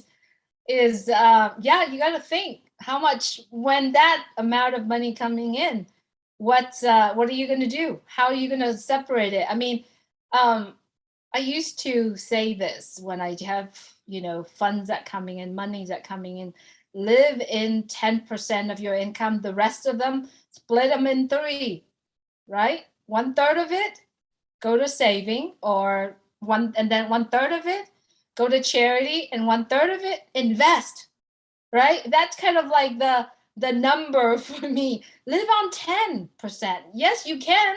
Can you do it? Yeah, live in 10% of your income. And then think about charity. But now when we are in on passive, how many of us having more than one account? Can we do 100% to Oblast? Oh, yes. 100% times 5 accounts? Think about that. I mean, I'm just really throwing numbers out here, right? Because a lot of us say, oh, I'm just going to do 10% to Oblast. No, many of us, I mean, if you really think about the values that are offering and on passive, will you say, I'm willing to do 100% of this particular account to Oblast, right? And if I have more than one, that has multiple account? Can you do more than one? Oh, I love it when it talks to about giving. I love talk about it. So if you haven't really decided on the number itself, designate it, write it down. You don't have to tell anybody. All you got to do is, I know that this is going to go to Oblast, or this is going toward my traveling for the projects and all that stuff. Tom, thank you so much for bringing that on, because It's just, I know. sorry, Julie, just one thing I forgot when I said to make a plan. By making a plan, I really sincerely mean writing it down either on a whiteboard, piece of paper, whichever the case may be, and maybe put it into categories A, B, and C. A being the stuff that needs to be done, like paying off your credit card, paying off the mortgage, blah, blah, blah, blah, blah. B, the items with the next priority. And C, stuff that is not all that important, but at some stage you really, really would like to do. Make that plan, then work your plan. Thank you very much. Love it. Love it. Thank you so much, Tom, for coming on.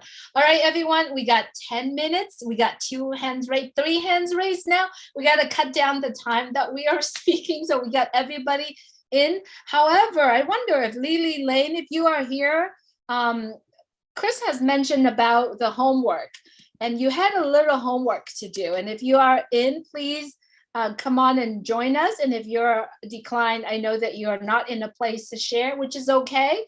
But if you're here, please join us on the panel. All right, up next, we have Dr. Benny, Abdullah Rahman, and then Sherry Green. Those are the 3 speakers that we have. We've got less than 10 minutes, so let's just keep it right around 2 minutes each would be great. Thank you so much, Dr. Benny. You're up next. Yes, Sister Julie, thank you for giving me this opportunity. I want to greet each and everyone. Brother Leon Holiday, Sister Kathy, and Sister Michelle. I want to take this moment to thank you guys for the humanitarian work. I really appreciate you, and I respect for a job well done. And what I want to say is that Oblast will take care of everything. But if I may ask a question, with these individuals that you guys are taking care of, have you ever thought about asking them their goals? What do they want to do in life, especially those coming out from jail? Because I noticed that I used to work with this type of people as well. And some of them do like going back to jail. But have you thought of asking them of their goals, what they want to do, so in order to better off their life in future rather than suffering? I do have a lot of questions, but I will take it. I'm not going to ask that much. But the first thing is that I want to comment. And for Sister Kathy, I don't know, are you around? No. Kathy and Michelle, I think they're on, but I believe Kathy was getting ready for work. Oh, okay, never mind. Yeah. It's okay. I'm not going to waste too much time, but I just want to commend you for your work. And I am willing to work with you all because I want the best for them. I don't want them to suffer. So despite the fact that I am in Maryland, when the dollars start coming, I can still fly to California and work with you. Gotcha. Thank you so much. Yeah. Thank you. Thank you so much, Dr. Benny. I've got Dr. Benny's numbers, and if anyone would like to connect with her, let's do it. If we can do this together, I'm very sure we can make the biggest difference, right? Wherever we are. So the more, yes, that's what I mentioned before. The more people come together, the more creative and more things. That's how we're going to be able to handle things. And I picked up on a lot that Dr. Benny was saying last week. Getting the money in the right direction in the right people's hands. That's what it's all about too. So there's a lot of resources. Absolutely. Thank you so much, Leon. Thank you, Dr. Ben. All right, Abdullah Rahman, if you could please unmute your mic. Thank you so much for being here with us. Thank you very much. I would like to appreciate the effort of our leaders for this wonderful gathering.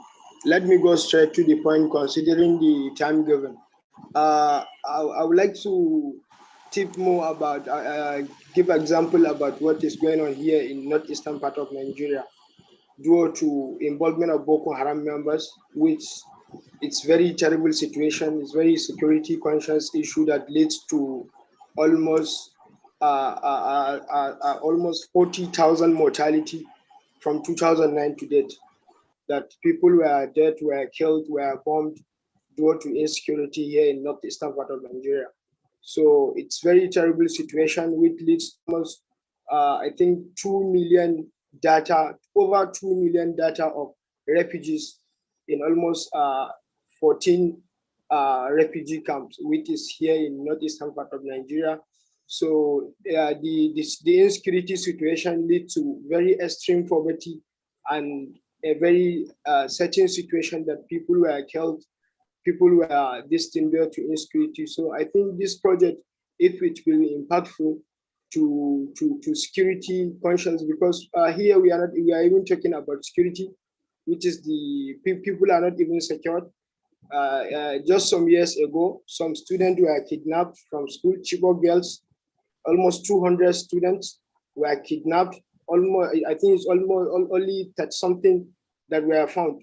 So all this insecurity, kidnapping and banditry, which is very rough situation here in northeastern part of Nigeria, that leads to extreme poverty and lack of employment and a lot of things, which is very terrible situation here. And considering the implementation of OBLES project, already there are projects in existence like the UN. There are aids from part of the world that people are bringing aid to this kind of places that were hit, because it's a very terrible situation here in the northeastern part of Nigeria. We are even disturbed about the security situation, the security alarm. Sometimes bomb in churches, in mosques, even prayers, places were not secured, markets, and a lot of things, which all is due to unemployment and a lot of things that lead to youth. And most of this participation or these Boko Haram members is because they go against Western education. Most of these people, they go against, their target is directly with government and Western education.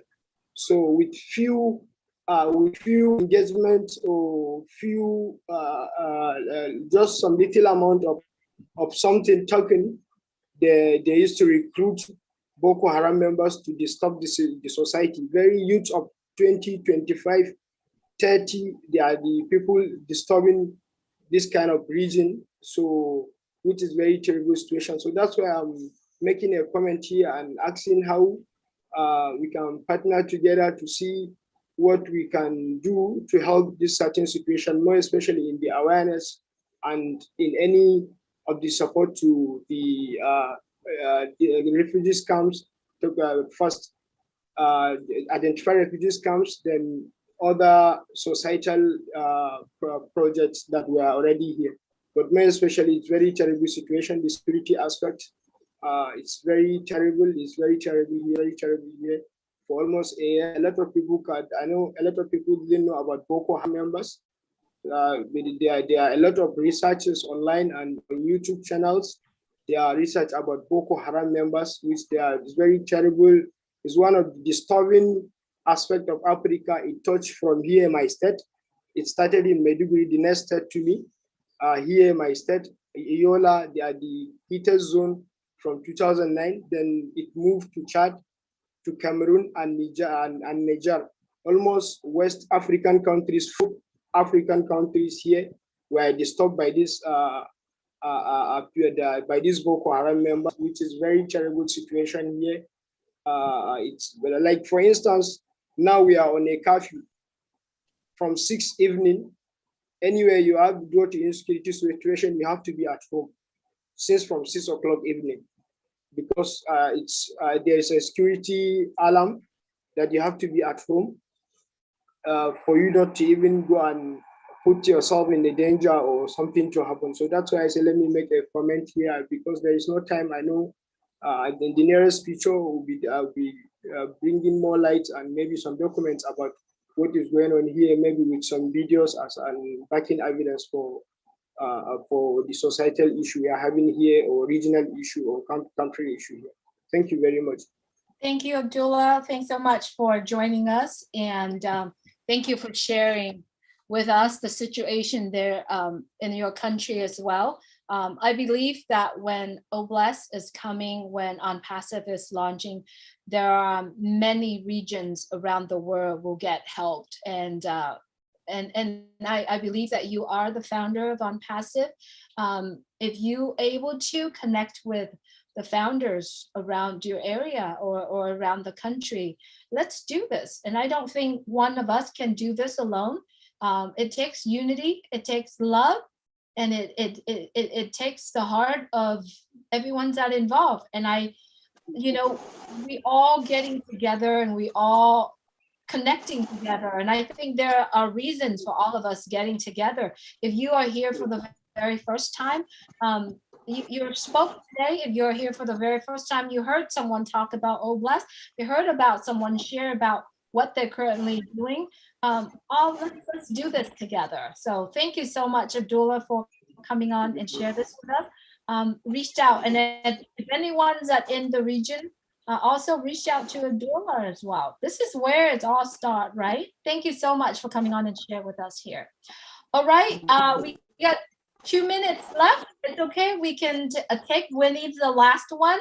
So Sherry Green, good to see you here, sister. Good to have you with us. Please go ahead and unmute your mic. Okay. Hi. Hello, everyone. Wow. That I had to come on tonight. Leon, thank you so much for your presentation. You are talking my language. I work in the field that you're talking about with homeless people, kids that are at risk. I work in a group home setting. And so when you talk about corruption, the government corruption, I'm not going to go into this, but I work in it, and I am so grateful for Oblast and what I'm going to be able to do, not to try and fix the system because it's so broken it can't be fixed. Thank you for your heart, Leon and Kathy and Michelle. Honestly, this is what OnPassive is about. This is why I joined OnPassive. I used to come on webinars a lot. I see a lot of new faces, a lot of familiar faces. And I just am I'm overjoyed that we are in this position that we can really start to help people, get down ground level with people that are homeless or down and out. It's what I want to do when I can stop working. I work, 6-7 days a week. I go into work at a group home and I work with these kids, and I can't bring my gifts there because the government just wants us to do status quo and not help the way that I want to help. And so I know that when I'm in a position to be able to go out and hit the ground, boots on the ground, and sit with people and pray and give food, like Kathy, you touched my heart when I was listening to what you're saying, that that's what I'm here for. And so, Leon, I would love to connect, and we need a Canadian, I guess, I don't know, chapter, whatever you want to call it, because I have been brainstorming exactly what you're talking about, and I've been looking for land. We talked about the 3D printing, and my mind was blown, and I'm like, thank you, God, like this is it. This is how we're gonna help the people. And so I'm just like, my heart is pounding out of my chest. I had to come on tonight. I listen in the background when I'm at work, and rarely do I get to come on anymore, but wow, I'm I'm so touched. And to watch, there's over 1 million founders that have come in since I became a founder, and to watch it, it's just like, I can't, like, I'm out of my body right now with joy. So thank you so much to everybody, and let's do this. Let's help the people. Let's sit beside them and talk to them and find out what's weighing on their heart, you know, and yeah, let's do it. So I love you guys. Thank And you so Ash, much. Mafara, you are like, I love your heart.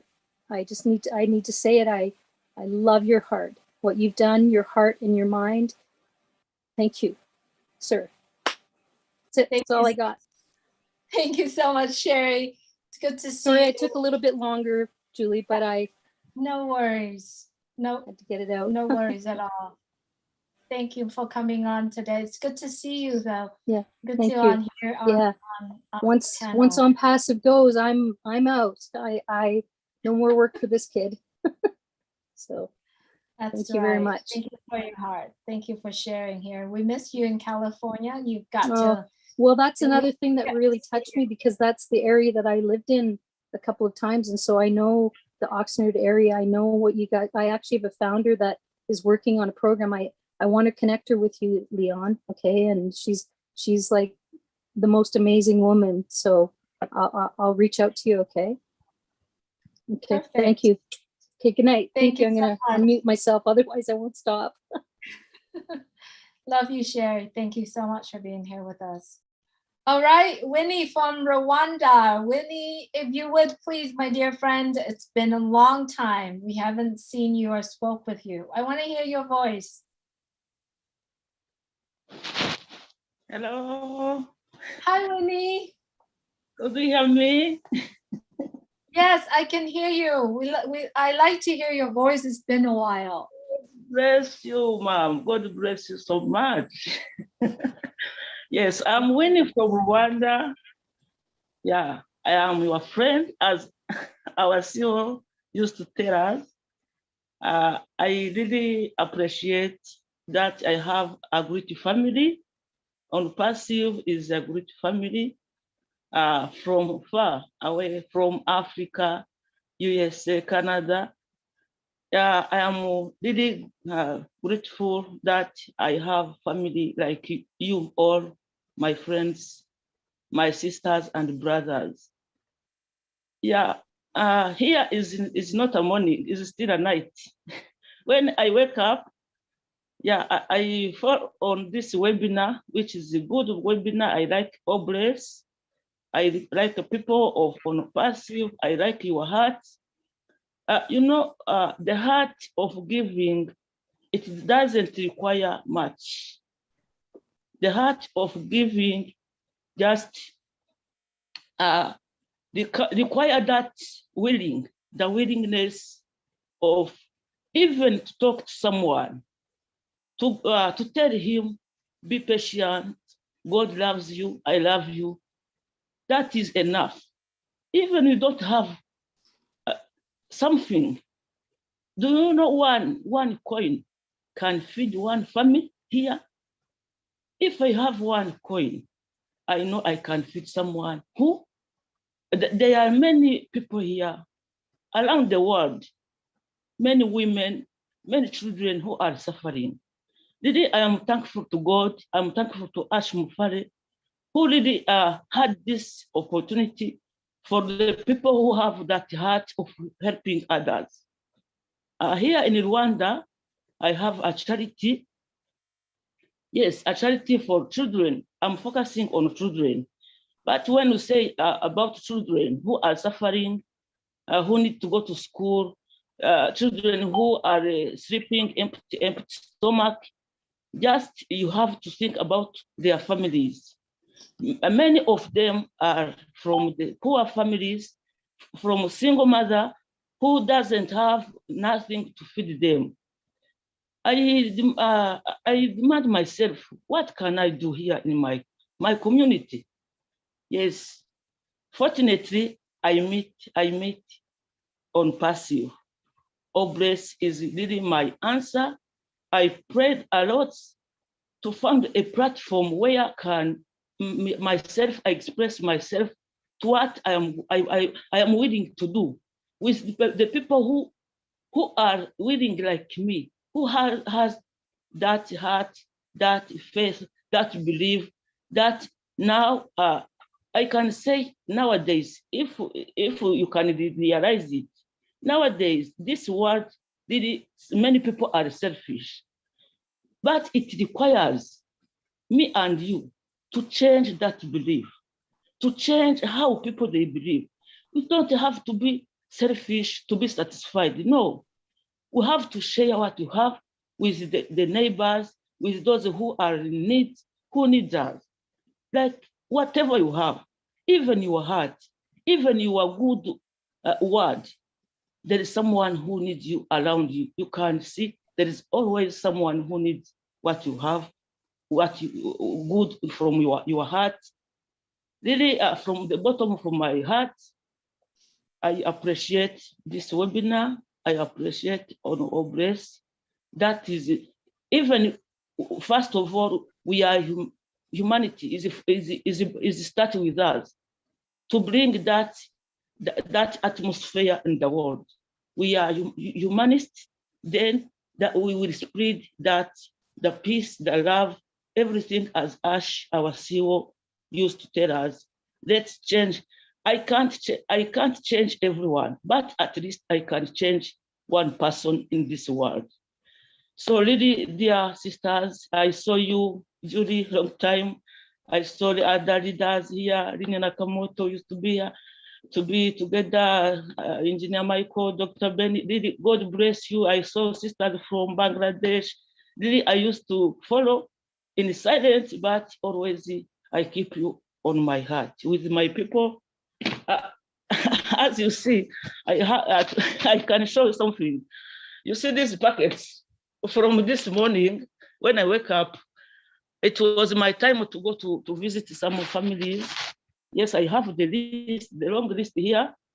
Of course, I participate in the children education, but you can't educate someone who is the empty stomach.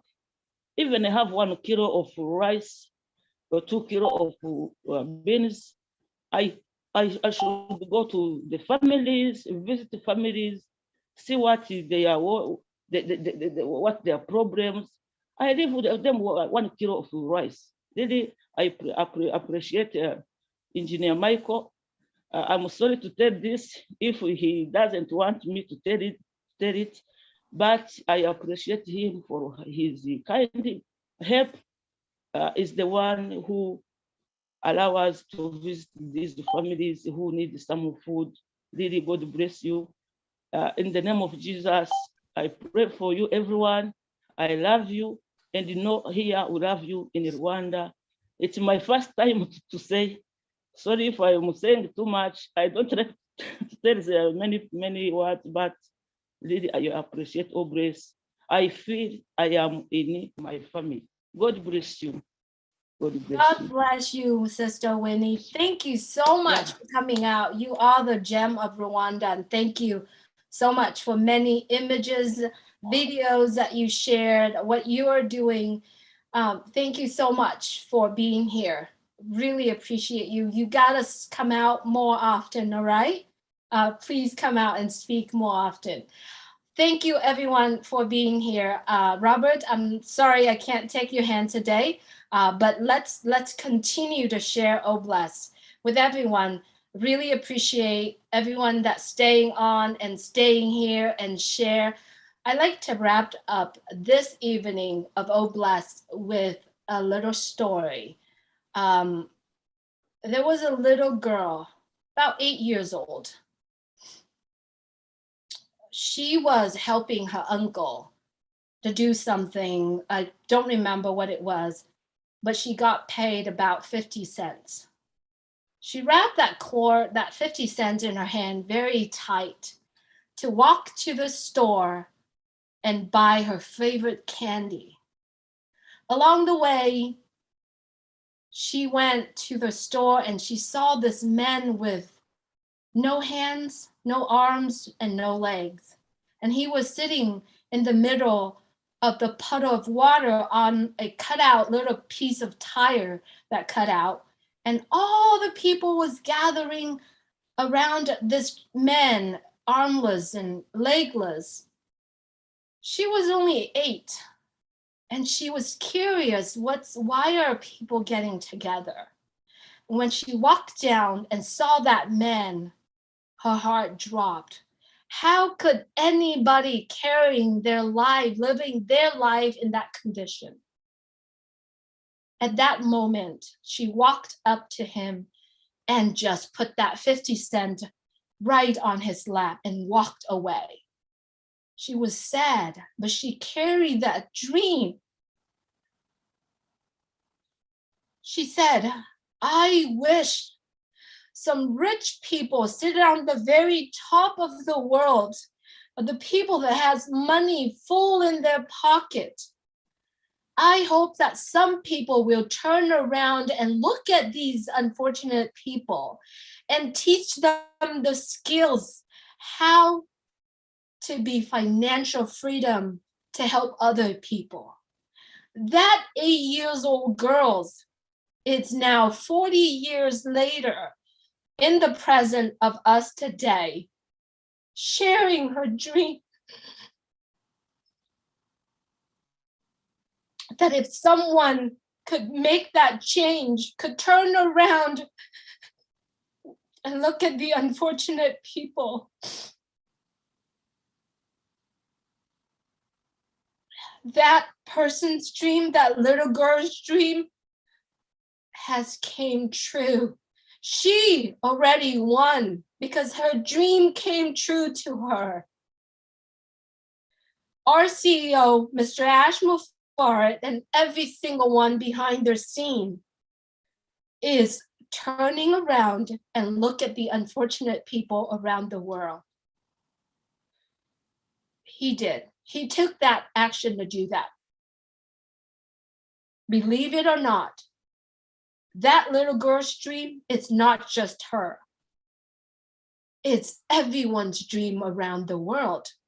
But did you know that that dream has already came true? It's already here. It's already done. That's why we are all here together, connecting together with that same dream together and do it.